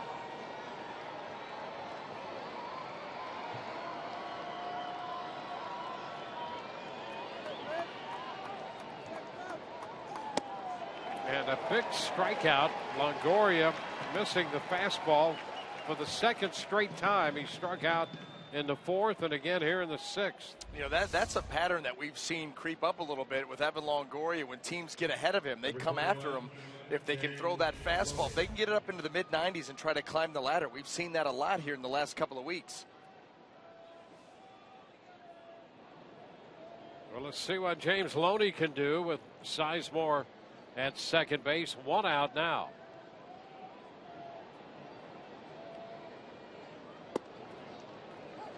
And he takes a strike. Now that's a pitch right there that kind of gives you flashbacks to Colin McHugh. That slow curveball that's got some pretty good depth, but it's the change of speed too. That one just 71 miles an hour.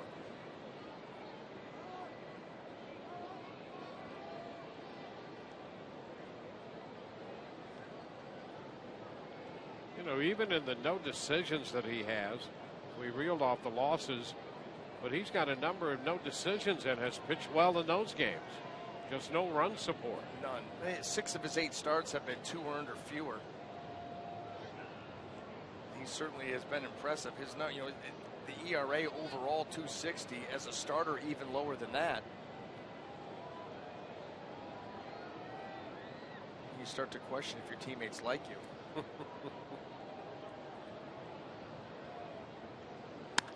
Ground ball. Simeon, the shortstop, with time. So Sizemore is still at second with 2 outs as Loney grounds out. Rays invite you to participate in the world's largest mustache party. That'll be Friday, August 28th, when the Rays take on the Royals. All fans receive a Rays rally stash presented by the Dali Museum while supplies last. For tickets, call 888-FAN-RAYS or visit RaysBaseball.com. Rays up. Will you be the Grand Marshal? There's no comparison when you get to the Dali Museum and the mustaches that they will support. Mine's just run of the mill. You're thinking about the guy from Houston. Oh, well, that guy. If the handlebar. Yeah, we'd have to make him stay in Texas because he'd be the hands-down winner. Yeah, these guys, pretty good chance too. Although you have the iconic, the stash that has not changed, the stash that time forgot. Yeah, since the 3rd grade, and I came home with a little note pinned to my shirt. Fly ball, Birds in center. Takes care of that, and the Rays miss an opportunity. We go to the bottom of the 6th, 1-0 Rays.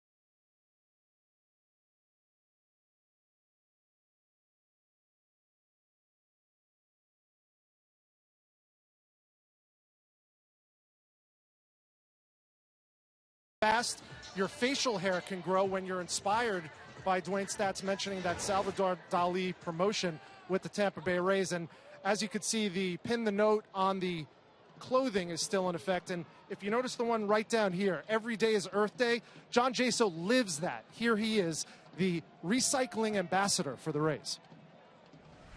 Growing up in Northern California, it's a pretty green area where I grew up, and very into the environment and recycling. And I think I just kind of carried along with me, and me and my wife, we definitely are up on the recycling at home. And then I just noticed that all the clubhouses use water bottles and everything, so that recycle bin that I put in a clubhouse fills up very quickly, and I'm making a lot of trips to the recycling center. So it's just something I like doing, and I appreciate like all the help from the other players on our team that put the bottles in there. So if Jaso's not taking extra BP or practicing playing left field, he's in his truck taking the recycling from the clubhouse to the recycling compound. Now you know where to find him, guys.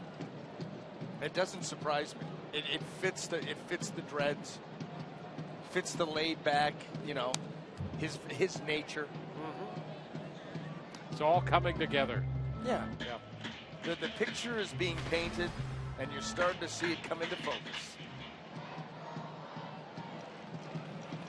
Stay tuned. There's more to come. 2-2 the count here to Mark Canha.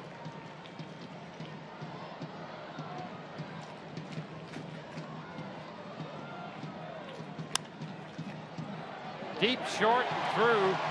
Base hit into left. So Oakland comes right back with a leadoff single here in the bottom of the 6th inning. Conversation about the mustache. What a better place to show Rays fans when they can pick up this mustache than the house that Raleigh Fingers built. One of the all-time great stashes in baseball history. Oh, yeah. Twist the ends up. Well, we saw I'm sure that they're part of some race. There we go. Yeah, they got Eckersley down there. Cool breeze. Fingers. And then Raleigh, yeah. The history of facial hair in baseball, it was born right here. That's the one thing you could always count on coming out here to Oakland. You had lots of hair, big hair, facial hair, white shoes. Swinging A's. Oh, yeah. They Oh, were the yeah. swinging A's. Yeah. Valencia swings and lines this one deep to left, and it's caught by Jennings. A little leaping catch by Jennings back to the warning track on that hard hit line drive. That ball by Danny Valencia was smoked. Just not enough height. And Desmond able to get back, extend, and make a nice play. Boy, everything is big now. You know, a one-run game. Especially with the Rays missing a couple of opportunities in the 5th and 6th innings. Makes you nervous. Fegley fouls it out of play, strike one. It really does. And they've been good opportunities. I mean, a leadoff double by Grady Sizemore. And you're thinking, okay, either get him in or get him over, get him in. And he just stays put.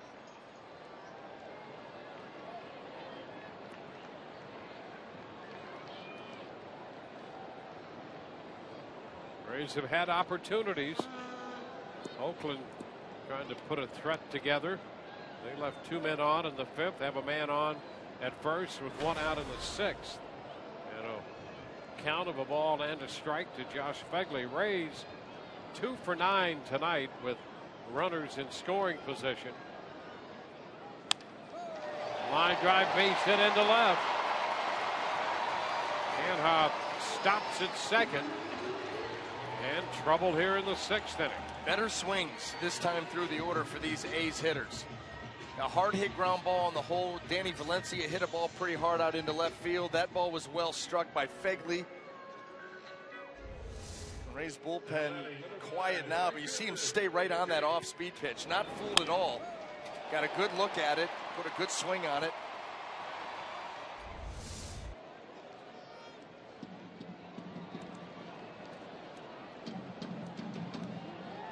Jake Smolinski 0 for 2.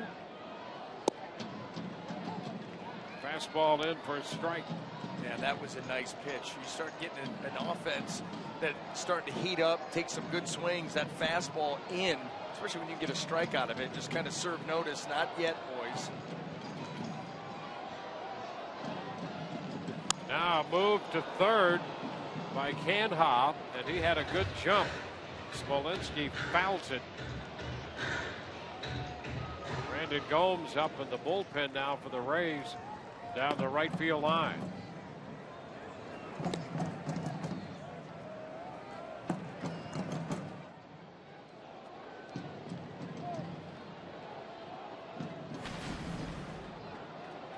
Canha at second, Fegley at first. 1 out, 0-2 the count to Jake Smolinski.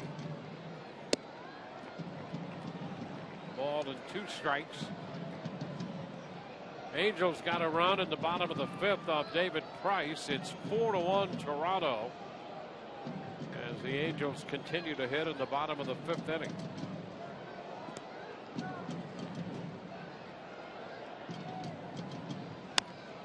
Little tapper charge, barehanded attempt by Cabrera, but the bases are going to be loaded. He didn't hit it very hard, and that's what made it a difficult play. So the bases are loaded on that infield hit. Yeah, that's a tough one there. You know, it's off the handle. You come in on him, it jams him, he gets poor contact, and it's a chopper hit weakly out towards short. As Drupal Cabrera doesn't have much choice here. Got to try to barehand it, and just not able to come up with it. Let's see where it gets him. Just off the tip of the fingers, you know, he's already looking to make a throw. That's a do or die type of play, and that one didn't go the Rays' way. Well, Brent Laurie is going to be the hitter. The Rays talk it over with Jim Hickey on the mound. And the one thing that's nice about this is Jim Hickey and the Rays know Brent Laurie as well as anybody from his days in Toronto. So they know exactly what they want to do here. The key will be if Drew Smyly can execute it, and based on the way that he's worked most of the night, you feel like he can. 84 pitches for Smiley here, and he has the bases loaded behind him with one out as he prepares to face Brett Lawrie.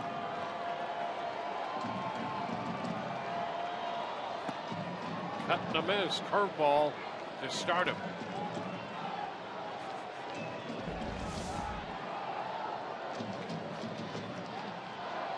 Well, aggressive hitter, bases loaded, off speed, right out of the gate for strike one.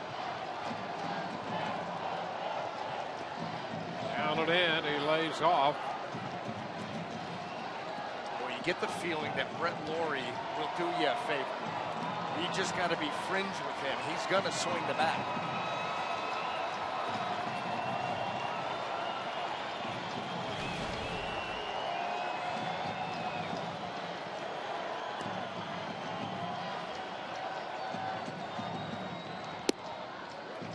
And there's ball 2 on a fastball.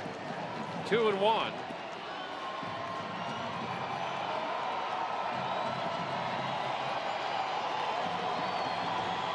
Big spot.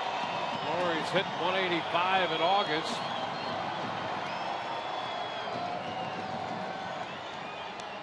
And he fouls it back. 2-2. Well, now you can go for the punch piece. You can go with the fastball up. You can go back with the off-speed pitch. You know the hitter up there, Brett Lawrie. Boy, look at that. The stride, the body move. I mean, look at all the moving parts. The head, the body, everything moving towards the mound as he's taking the swing. That is certainly a swing that can be taken advantage of.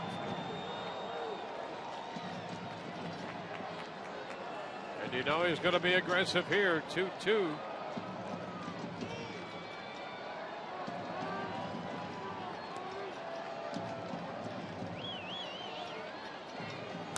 He fouls this one back. You know, you look at that movement from that side swing, and you're thinking, how confident do you feel on the fastball in? Right at the hands. Because that would be the place to go, especially after going soft down and away.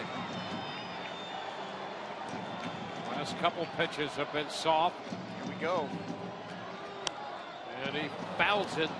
They did try to get in there, and he fouled it away. Yeah, credit Lawrie. I like the idea, though.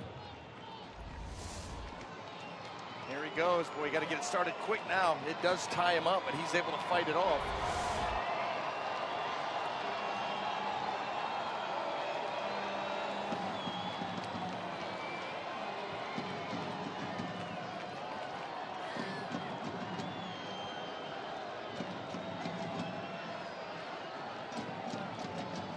Bases loaded for Oakland.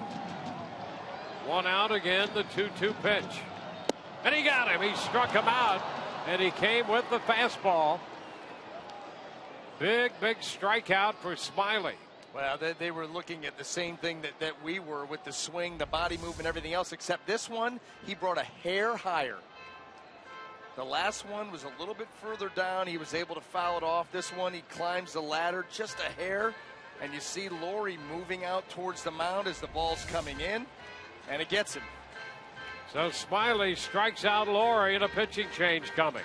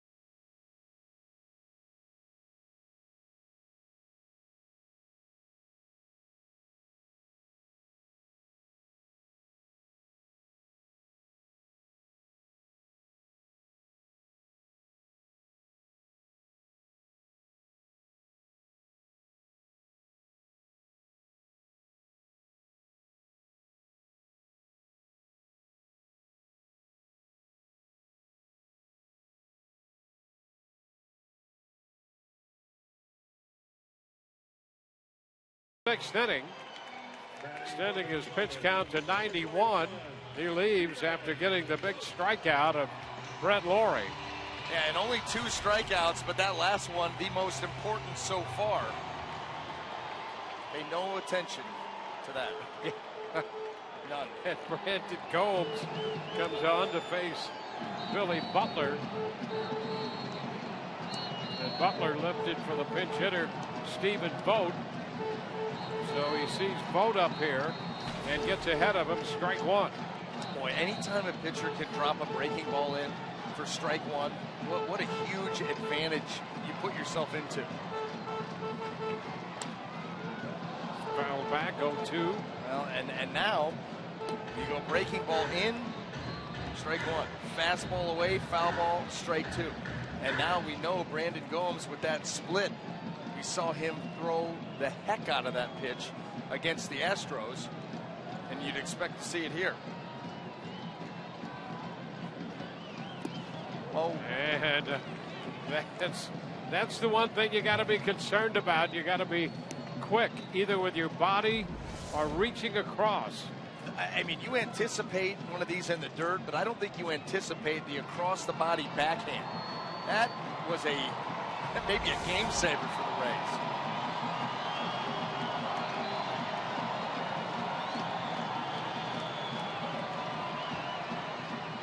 The 1-2, and he pops him up. Cabrera's making the call. Oakland will leave the bases loaded. They do not score, and through 6, Rays lead 1-0.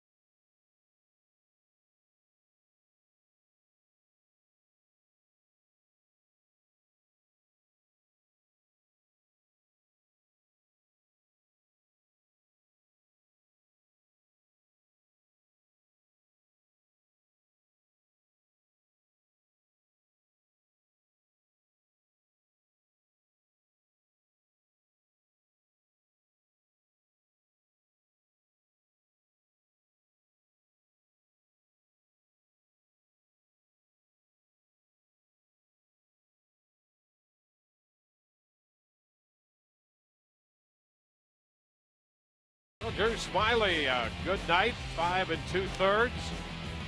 Turns out to be a scoreless outing for him. What a great bounce back start. Got a lot of soft contact. I'll tell you, he did his best work at the very end. As soon as the A's looked like they had him on the ropes, perhaps to tie the game, take the lead, he's able to get the big strike out of Brett Lawrie on a full count fastball.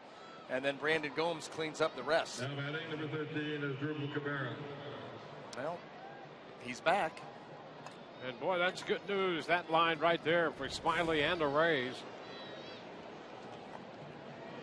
As Drupal Cabrera will open the 7th inning. Cutting the miss, he bunted his way on in the 5th.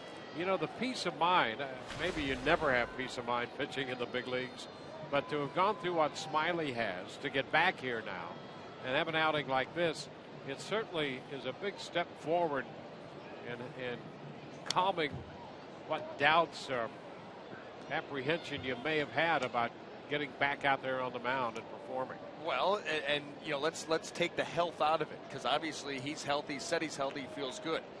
Go back to his rehab starts. they didn't go that well. Yep. It wasn't like he was putting up good lines down in the minor leagues. Then your first start in Texas, your line wasn't that good. Well, he kind of put that to bed. You're right. This was a big, big outing for him, not only for the team, obviously, but for his mind.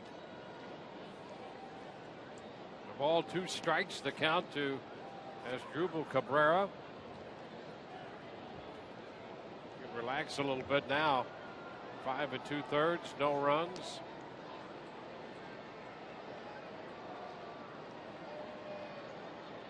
Meanwhile, Bassett has pitched well. He's given up just the 1 run in the second, had to pitch out of trouble in the 5th and 6th innings.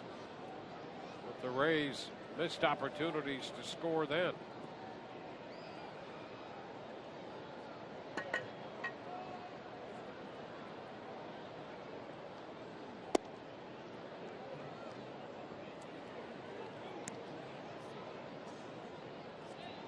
Three-2 now. Cabrera, after getting behind in the count, has a full count.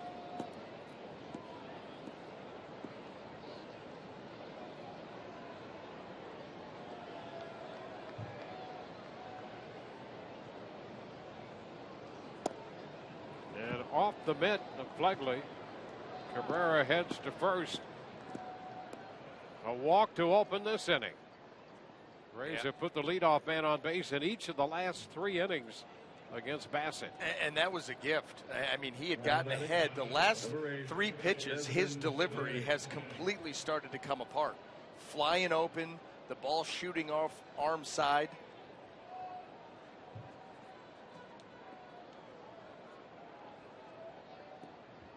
This is where the Rays, you want to strike against him right now before the Oakland bullpen gets up. Although they haven't been much relief this year. Their numbers across the board not very good at all. Probably why Bob Melvin is sticking with Bassett here. Desmond Jennings in the box. 1 ball, no strikes.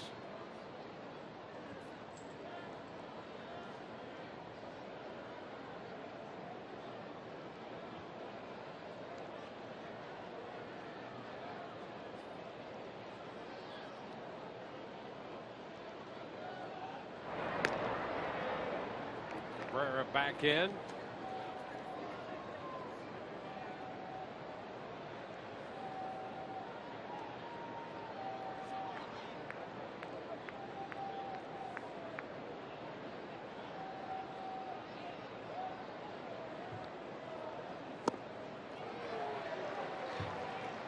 Jennings drove in the run in the 2nd inning with a base hit into left, scoring Logan Forsythe. He was eventually thrown out at second trying to steal.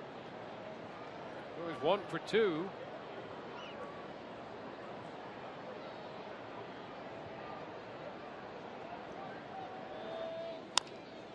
Chops this one left side.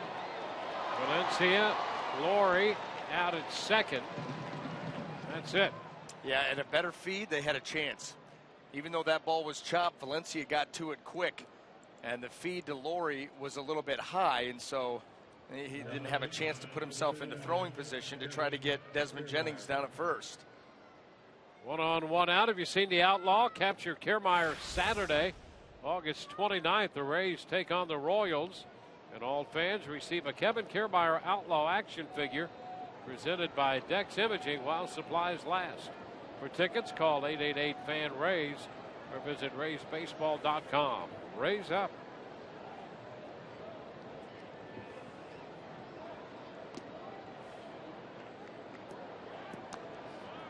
Kevin Kiermaier at the plate with Jennings aboard.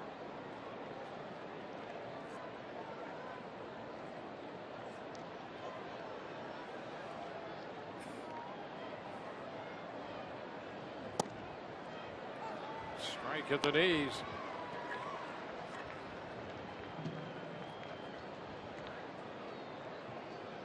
Rays have 5 hits. Kiermaier has 1 of them. The ball back to Bassett in the 5th inning, and he had a difficult time with it. Made a throw, but Kiermaier beat it out. This one off the glove, now to the second baseman. And they finally go with the force play in second. Laurie came up with that ball, and Jennings just pulled up. Yeah, smart play by Jennings. Instead of running into the out and maybe this turns into a double play, or at least there's a chance for it, he says, nope. If you're going to get me, you're going to have to force me. And there you go. That allows Kiermaier to get down to first base. And with his speed, who knows? You put him in motion here and try to get him out into scoring position.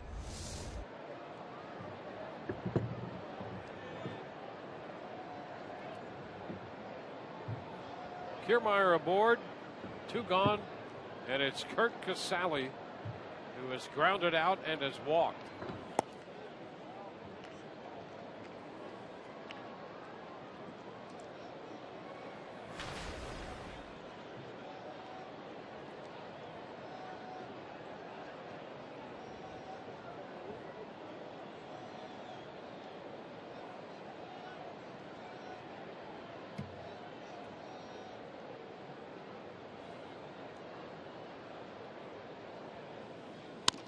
Ground ball, that's fair.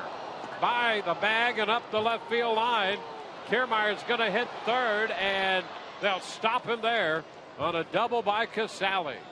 Kiermaier aggressively to third, started to round the bag, and was held there by Charlie Montoyo. So it's second and third now with 2 gone. Well, and you can credit Coco Crisp for getting over to that ball quickly. He realizes who's running. I mean, with 2 outs, he's off and going, and he's going to look to score. Charlie Montoya is going to have to hold him up, and right there you saw him take a peek, pick him up, and realize he has to stay at third, not what he wanted to do. So 2 men in scoring position.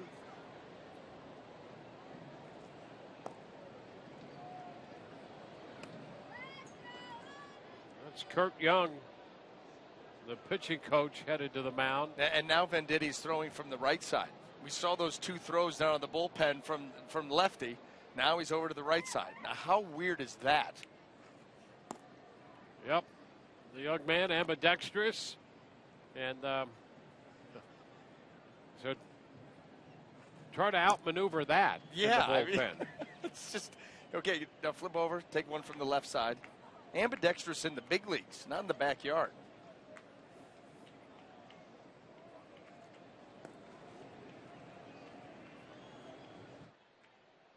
Well, here's John Jaso. Grounded into a 4-6-3 double play his last time. Pitch inside.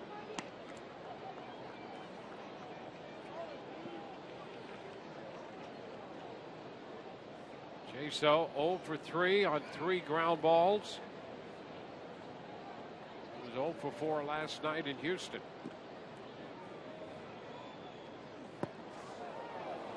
That one almost hit him, and Fegley somehow came up with that pitch, and I guess it did hit Jaso.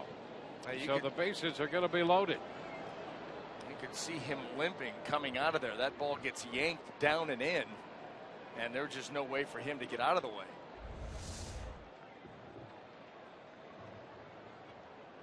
That back leg, inside of the back left leg. So the bases are loaded, and a pitching change coming for Oakland.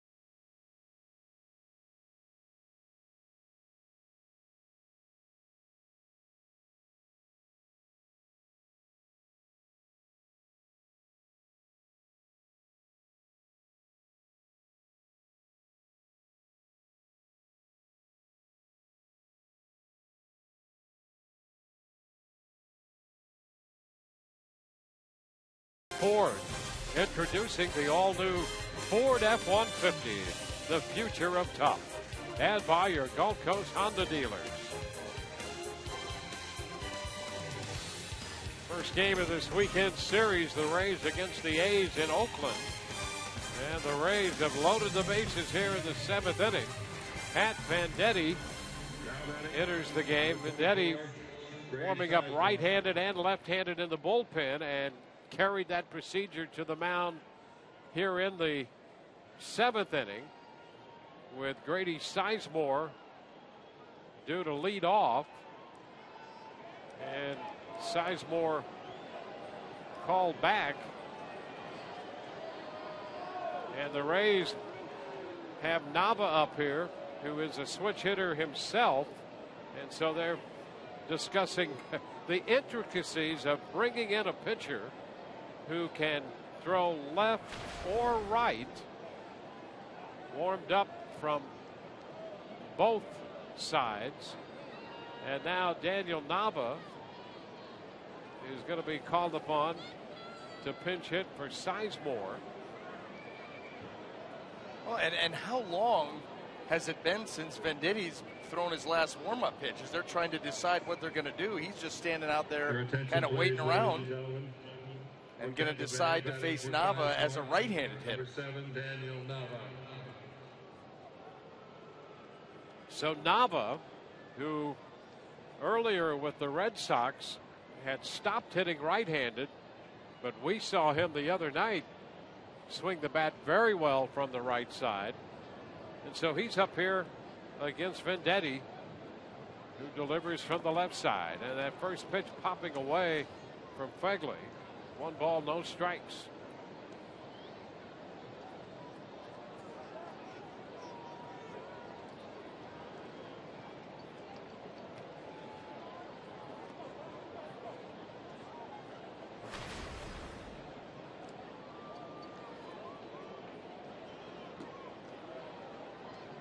Venditti facing Nava. And he pops it up. It's the shortstop Simeon into foul territory, making the catch. And the Rays do not score. 1-0 Tampa Bay. The A's would like to thank Cash Creek for sponsoring.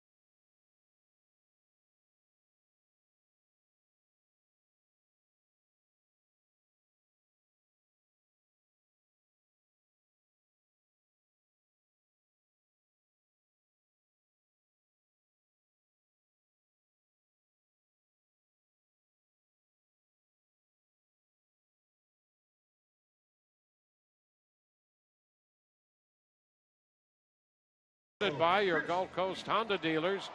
Erasmo Ramirez will be on the hill. We'll hear from him. And Doug Wechter breaks down the A's rookie outfielder Billy Burns. Well, you saw Pat Venditti in the game. Once he entered the game, as we mentioned, he both in the bullpen and on the mound through right-handed and left, but he has to designate whether he's going to face the next hitter and be a left-handed pitcher or a right-handed pitcher.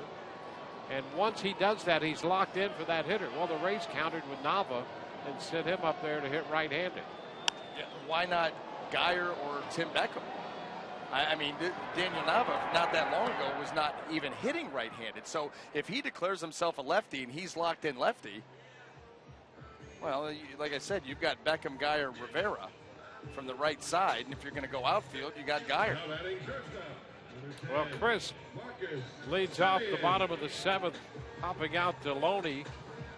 And now you just saw there, you have Nava in right field.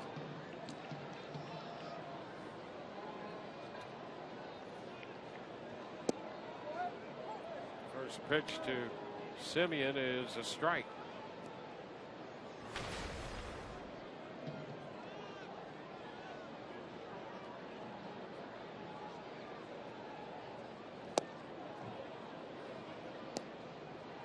Oh-2, Brandon Gomes out there.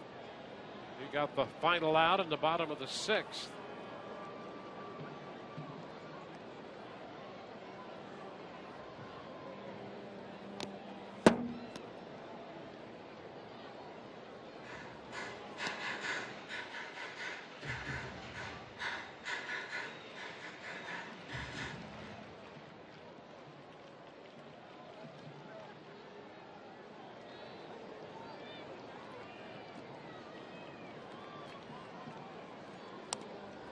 Tapper foul.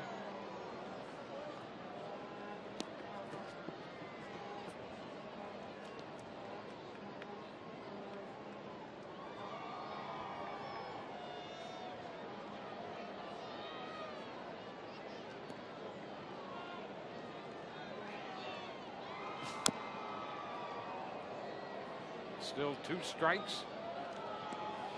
Smiley worked 5 2/3. Gomes got the last out in the 6th, the first out in the 7th.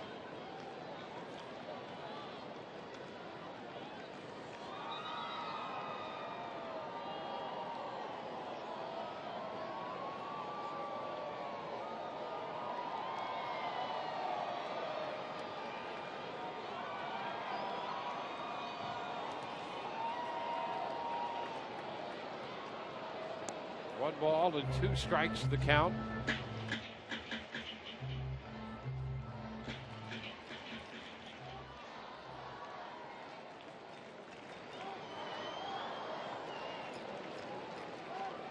One and 2 the count.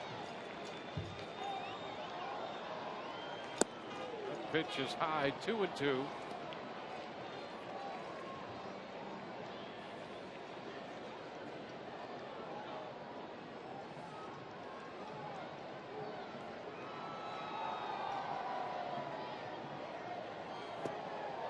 Swing and a miss. That is out number 2. You know, the interesting thing about that, we want to do some double checking on this, on that situation in the top half of the 7th. When Venditti first became pro, they established a policy where by engaging the rubber in whichever hand he had the glove on, then obviously if it was on the left hand, he was going to be a right-handed pitcher. He had to stay that way for 1 pitch, and then the hitter could declare whether he was going to be a right or left-handed hitter.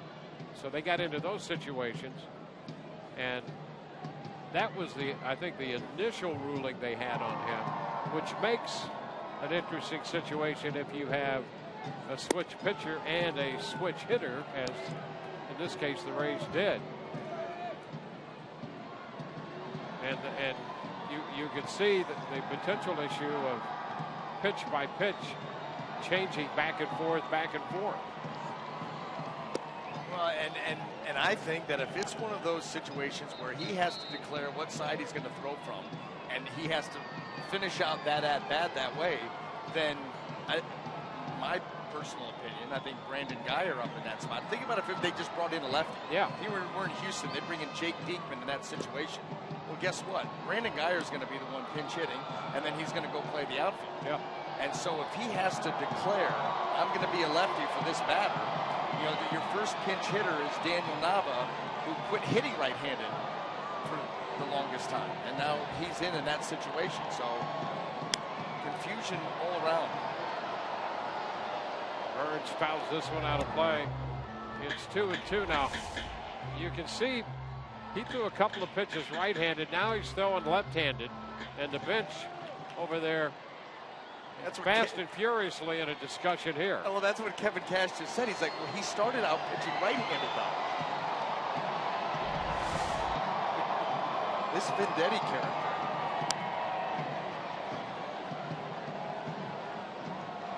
Still 2-2 on Burns.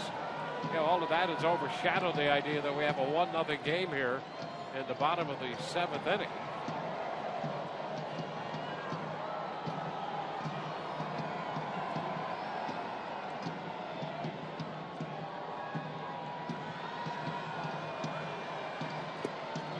Cut to miss. Burns out on strikes for the second time tonight. We're headed into the 8th in a 1-0 game, Rays.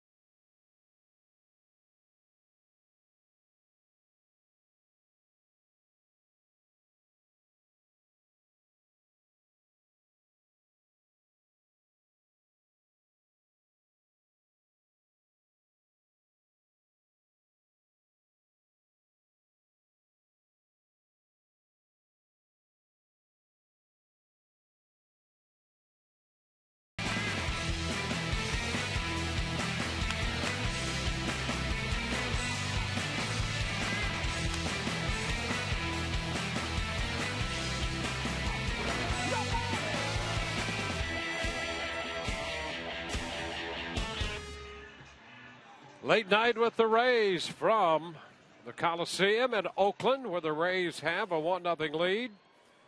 They've threatened here in the last few innings, to the consternation of that young man. Our Golden Diamond Source game summary finds the Rays up 1-0. Drew Smiley working the first 5 2/3. And here's Evan Longoria. And he takes the first pitch, and that's a strike.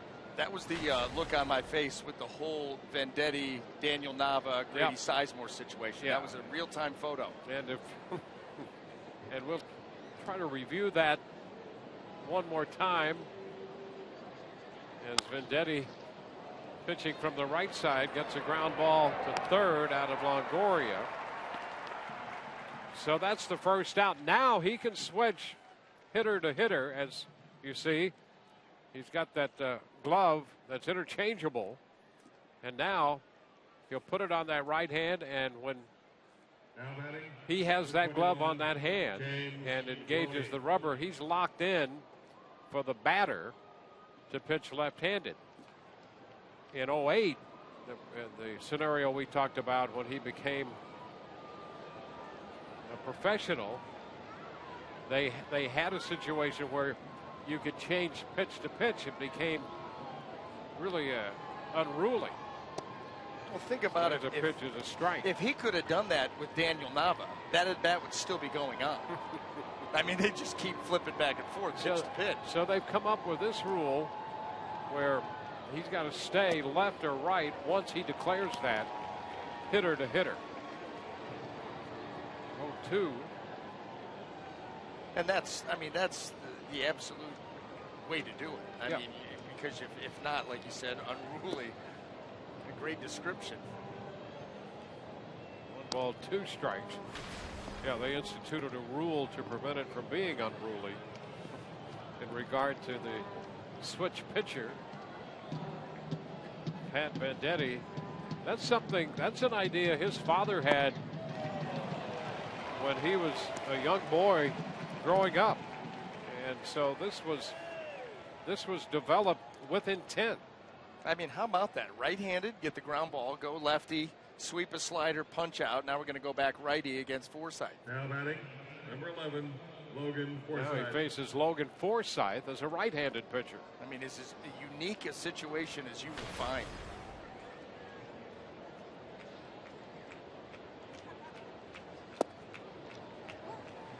There's a strike.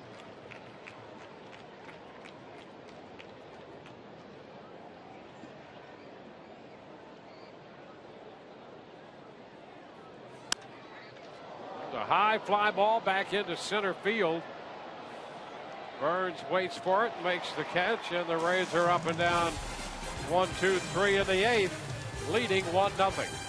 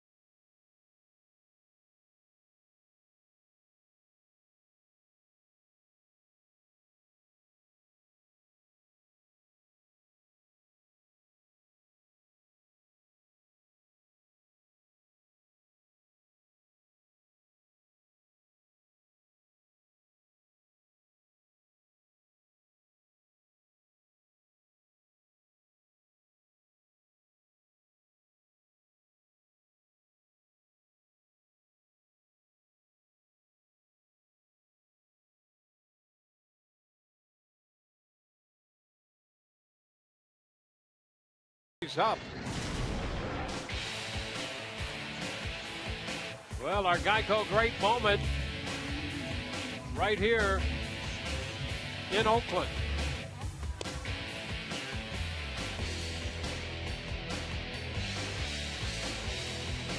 The wall between us must come down.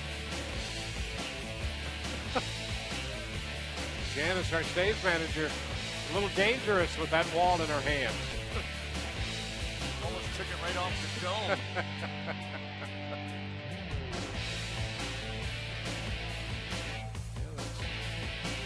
In a previous edition of Ray's Late Night.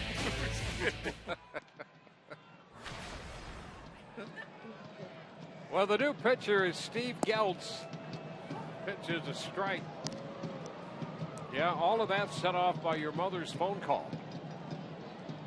She was very concerned. Yeah, she very concerned. Wanted us to get along. It was the middle of the season. That was going to get real weird. 1 ball, 1 strike. I like the sign that you had. Yeah, well, Yeah, we know all the backstory on that. Just Still true pitches today. high. 2-1. It's withstood the test of time. Still together after all this time. I don't know why they would have a right-hander and a left-hander up in the bullpen. They already have one in the game. They'll be here all week, folks. Tip your servers. It's a foul ball back. 2-2. Xavier Cedeno up in the bullpen for the Rays. Smiley for 5 2/3. Gomes for an inning and a third. And now Steve Geltz.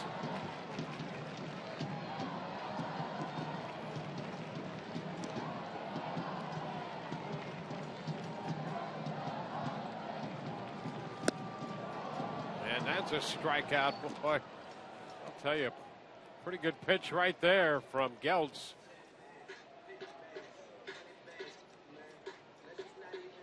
Oh, it's what, just now 12:30 back home, huh?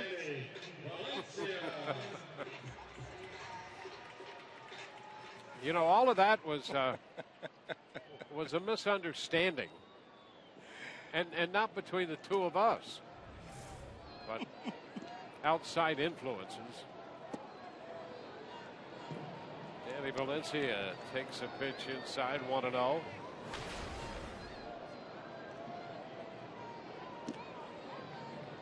Valencia hit the ball to the warning track his last time, caught back there by Jennings.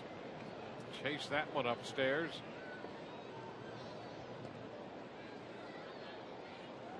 One and one.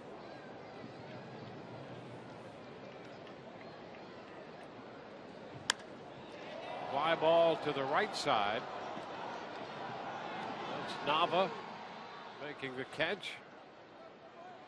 So a strikeout and a fly ball, 2 up, 2 down. Josh Flegley, the catcher, on his way to the plate.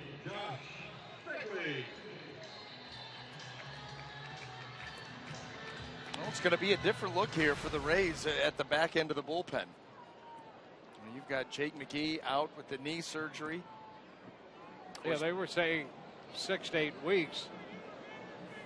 And it appears from conversations before the game today that they're a little unclear about whether he would have an opportunity to get back or not. You would think, looking at the calendar, not, but I don't think they want to go there yet and say he's done for the year.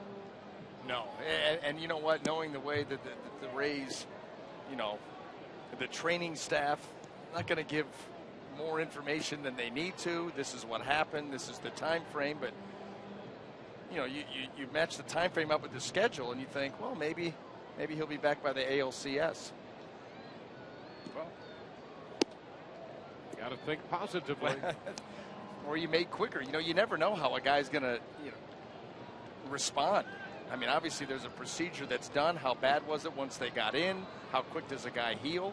So until it happens, we'll see. Begley lifts it into right. Nava toward the line for this one, makes the catch. So it's a 1-2-3-8. We go to the ninth. 1-0 Rays. On the excellent operating system.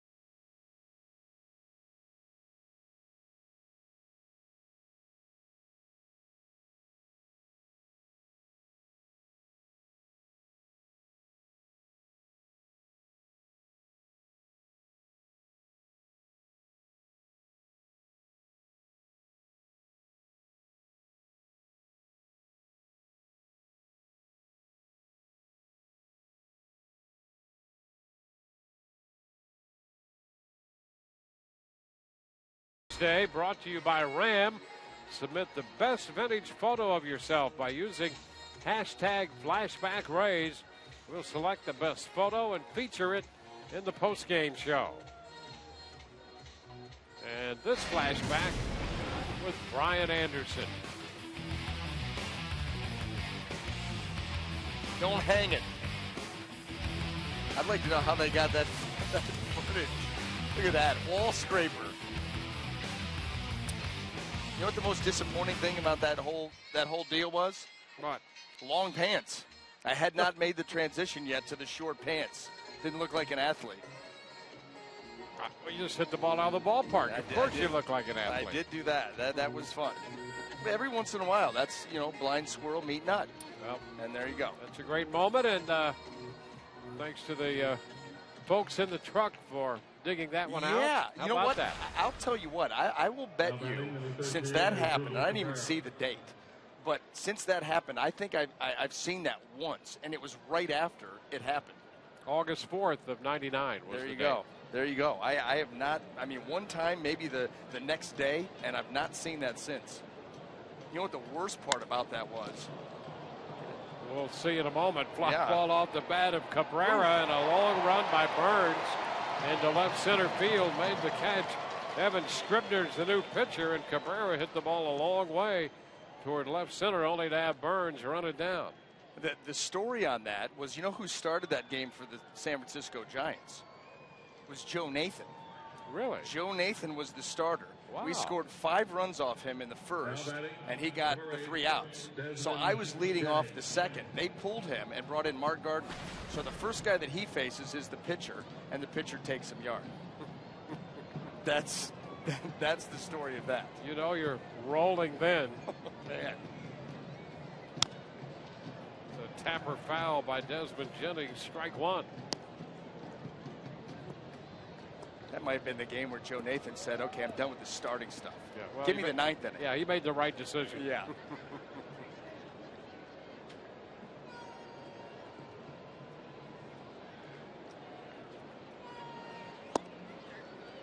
Pitch is down. It's 1-1.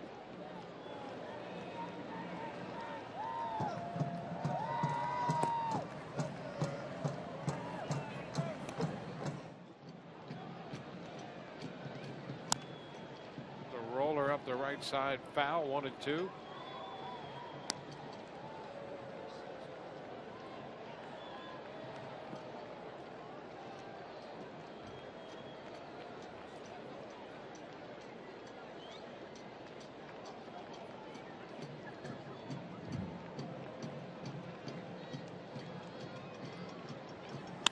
There's a drive. This one well tagged by Jennings. Is it fair? That's a fair ball and out of here.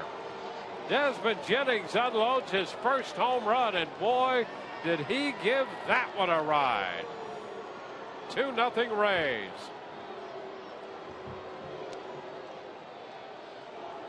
Well, there is that breathing room that we were talking about. The margin for error goes up just a little bit because Desmond Jennings gets the head out, and boy, did he wreck this baseball.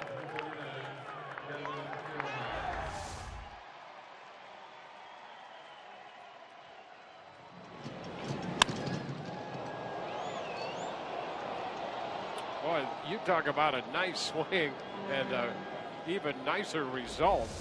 Wow.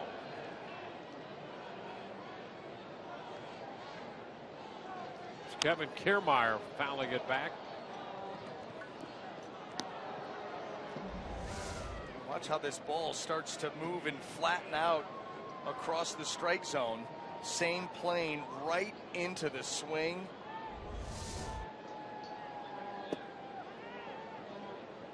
1-1.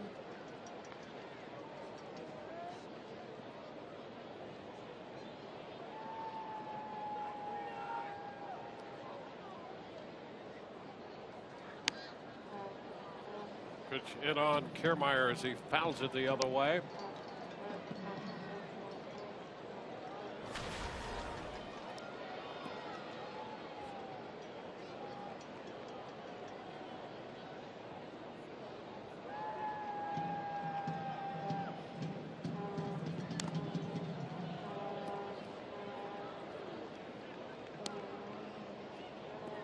Still 1-2.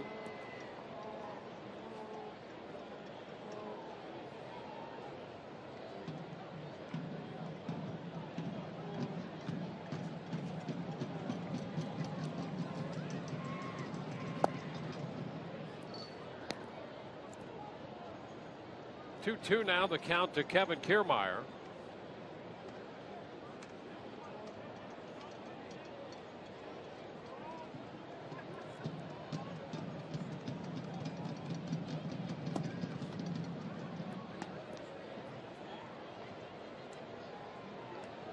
Jennings drove in a run back in the second with a base hit. He's homered here in the ninth off Evan Scribner. Scribner now 3-2 with Kiermaier.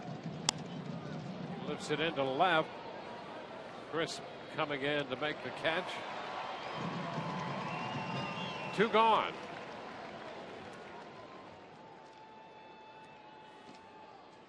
We'll get Kurt Casale up there. Number 19, Kurt Casale.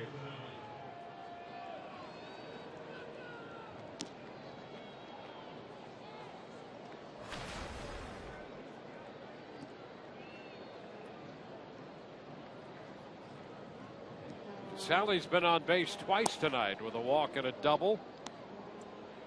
1-0 the count.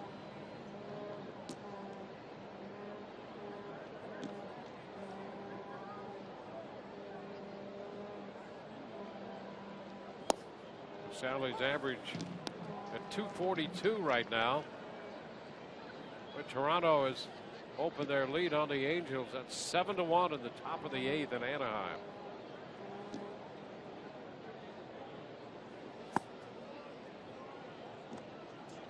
Yankees lost,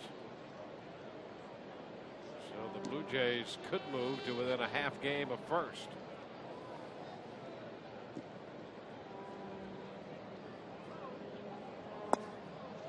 It'll take the count to 2-2.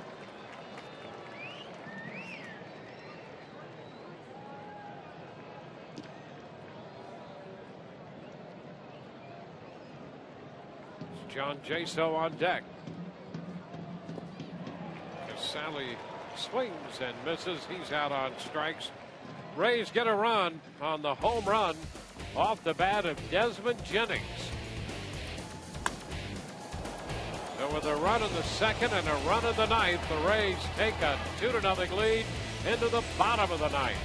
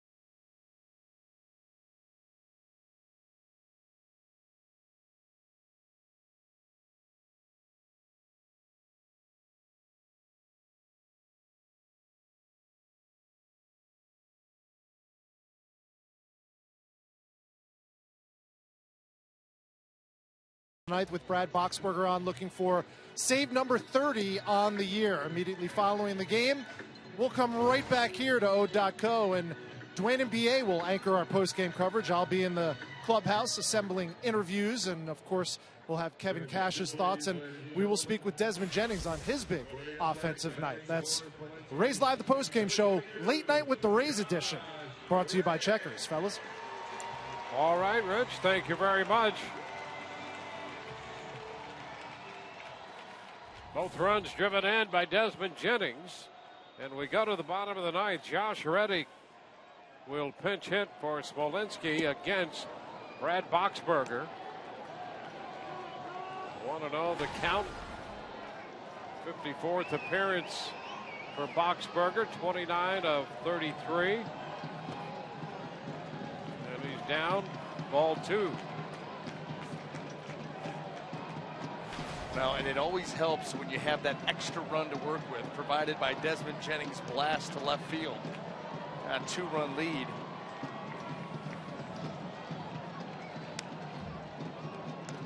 Two and one.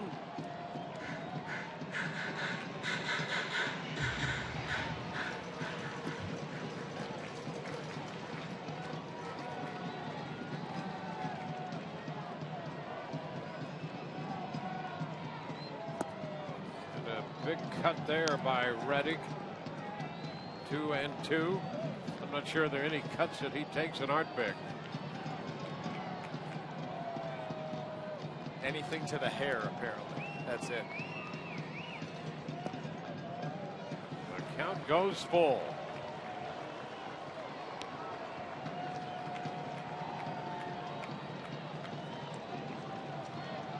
On deck, Brett Lawrie.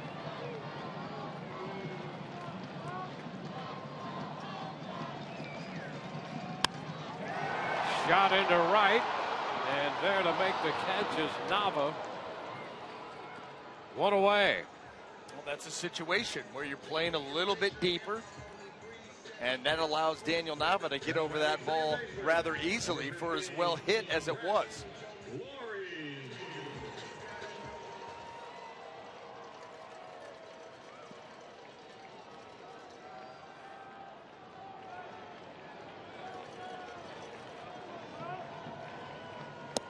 Lawrie takes it outside, 1-0.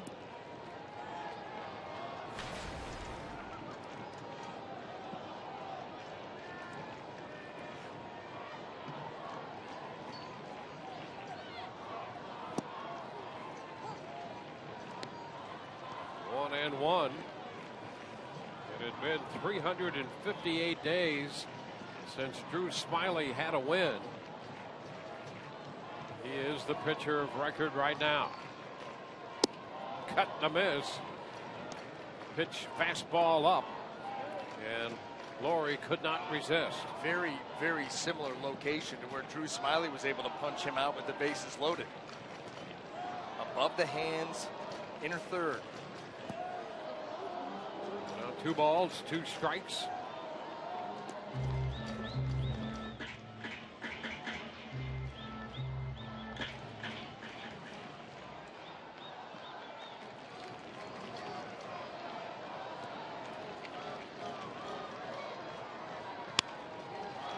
Deep short, grabbed by Cabrera. The throw is not going to be in time. And Lawrie is aboard on the infield hit.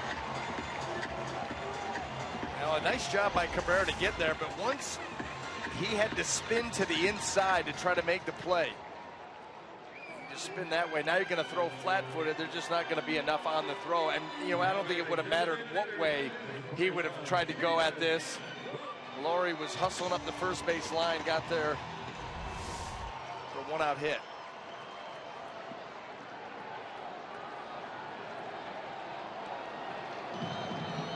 Here's Stephen Vogt. Swinging and missing.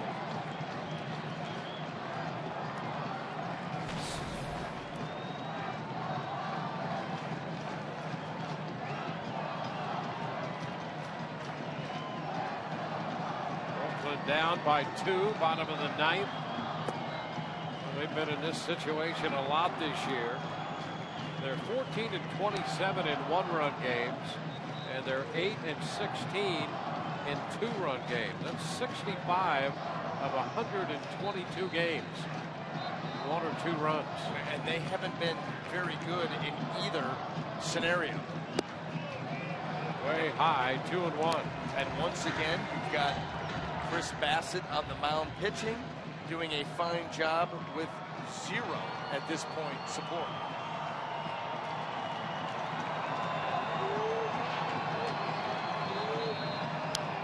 And a pitch foul. This ball up.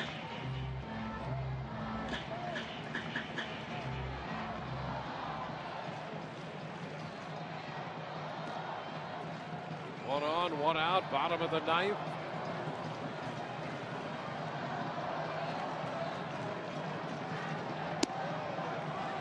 Three and two.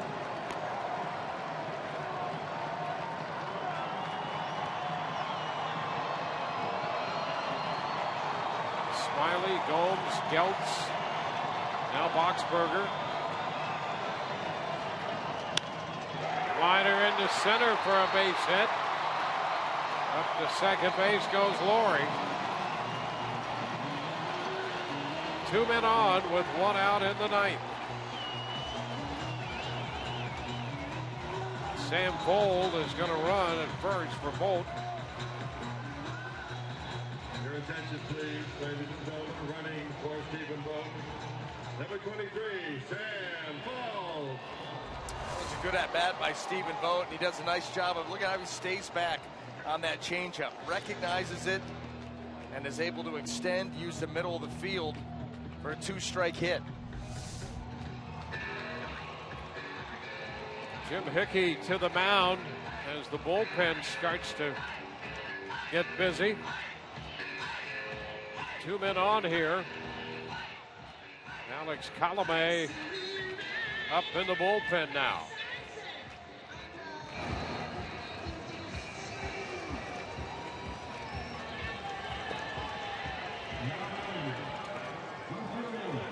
Number 4, Astros.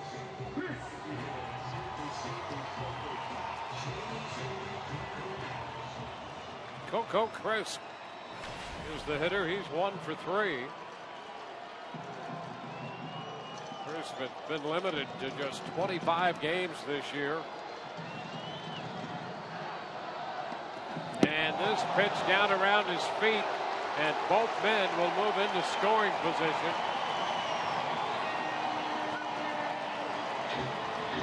So the wild pitch moves him up. Well, and a couple of things. Not only do you get 2 runners now into scoring position, but you take away that force play, a chance for a double play.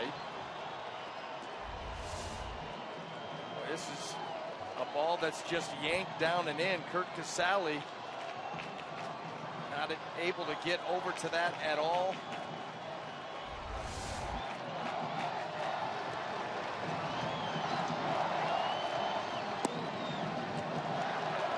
Two and 0.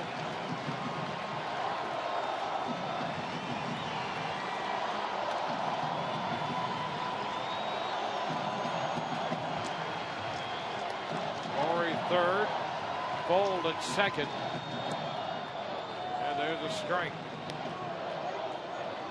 2-1.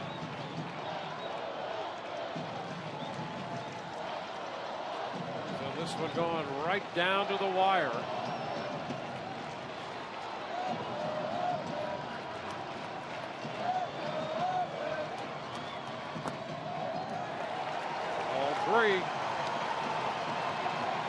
Chris took the fastball out of the zone.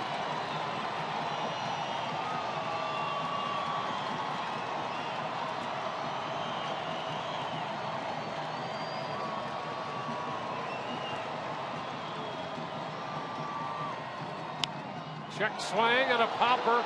Shallow center. Gonna be tough. Picked up by Kiermaier. Throw back to second. The ball loose. A run scores. First and third. A run home to make it 2-1. On a check swing. The ball dropping just out of the reach of Cabrera. I mean, how that ball was able to squeeze its way between Cabrera and Kiermaier. I mean, and this was, Dwayne, look at that check swing. He didn't even come close to finishing. And that ball just drops in. Now, Kiermaier's thinking maybe he can pick up and out at second base. And that throw, once it gets away, Brett Laurie's going to come home to score. And then Sam Fold able to move up to third base on the throw that gets away at second base. Loney's got to track it down, and now first and third with one out. Now it's a base hit, a run batted in, and on the move up, an error charged to Kiermaier on the throw that came back in and was loose on the infield. Simeon, and he takes a pitch down.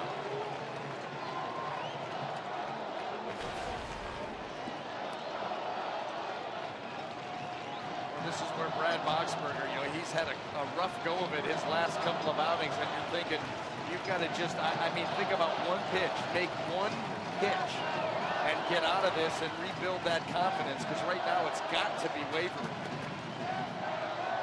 Runner breaks, the pitch is a strike. Crisp is now at second base. And how about that? That was almost a concession. And now, second and third, one out. Now you take away that potential double play, potential force out. Well, you'd only take the force out if it was going to be a double play chance. The Rays got that infield in. 1-1 to count. Ground ball foul outside of third. Sam Fold is at third. Crisp is at second. A strikeout now. That's what you got to have. Gotta have.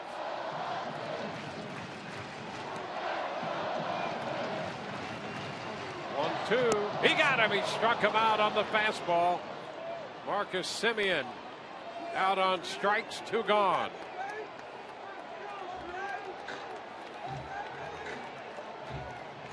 Billy Burns will be the hitter. Here's the strikeout pitch. Well, you know what that is a hitter with no 2-strike approach. And Brad Boxberger takes advantage of it. Never cuts down the swing, still taking a big, long, loopy swing. And he beats him with the fastball up. That was a nice job by Brad. Get one more here. Billy Burns 0 for 4 tonight. The pitch is a strike at the knees. Burns came into the game hitting .295.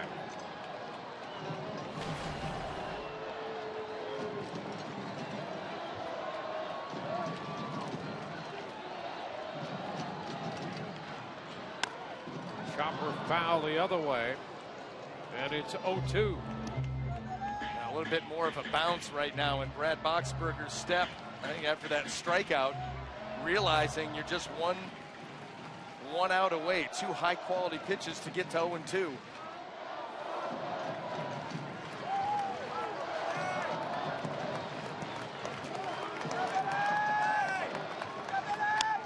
And a chopper to third, foul. So the count remains 2 strikes. The Rays 1 out, 1 strike away from closing this one out, but Oakland with 2 men in scoring position in a 2-1 game.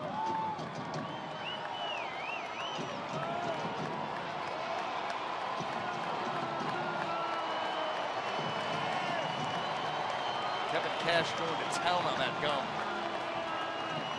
That's a good reason. Boxberger had stepped back. Burns steps back. Kevin Cash continues to work over the gum. The 0-2 pitch again, and it's fouled back. Fastball up, and Burns took a big cut fouling it.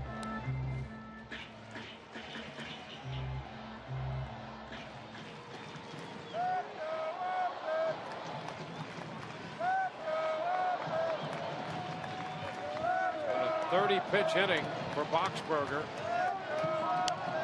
And another foul ball. Count still 2 strikes. They keep trying to go up with Burns. And you wonder, you just go a little bit higher. He's more than willing to go up there and swing. Fouls it again, putting the bat on the ball. Okay, now you go up. Now you for sure go up. You just got him to kind of bend the knees and sweep for that changeup that's down in the zone. Everything you got left, velocity-wise, right at the letters. Pump up, let it fly, end this ball game. This will be the 33rd pitch of the inning. Sam Full third. Coco Crisp in second. 0-2 pitch again. And a fly ball lifted into left. That's Jennings there, and the Rays win it. Rays win it. It's a 2-1 final. Oakland comes up with a run on 3 hits in the 9th inning, and they leave 2 men in scoring position. And the Rays take game 1 of this 3-game series 2-1. Took 2 hours and 52 minutes to play this game. And the Rays pick up win number 3 on this road trip. And they get back to the 500 mark. The Rays now 61 and 61. He had to battle for it, but Boxberger got the final out. Well, he went back with a fast.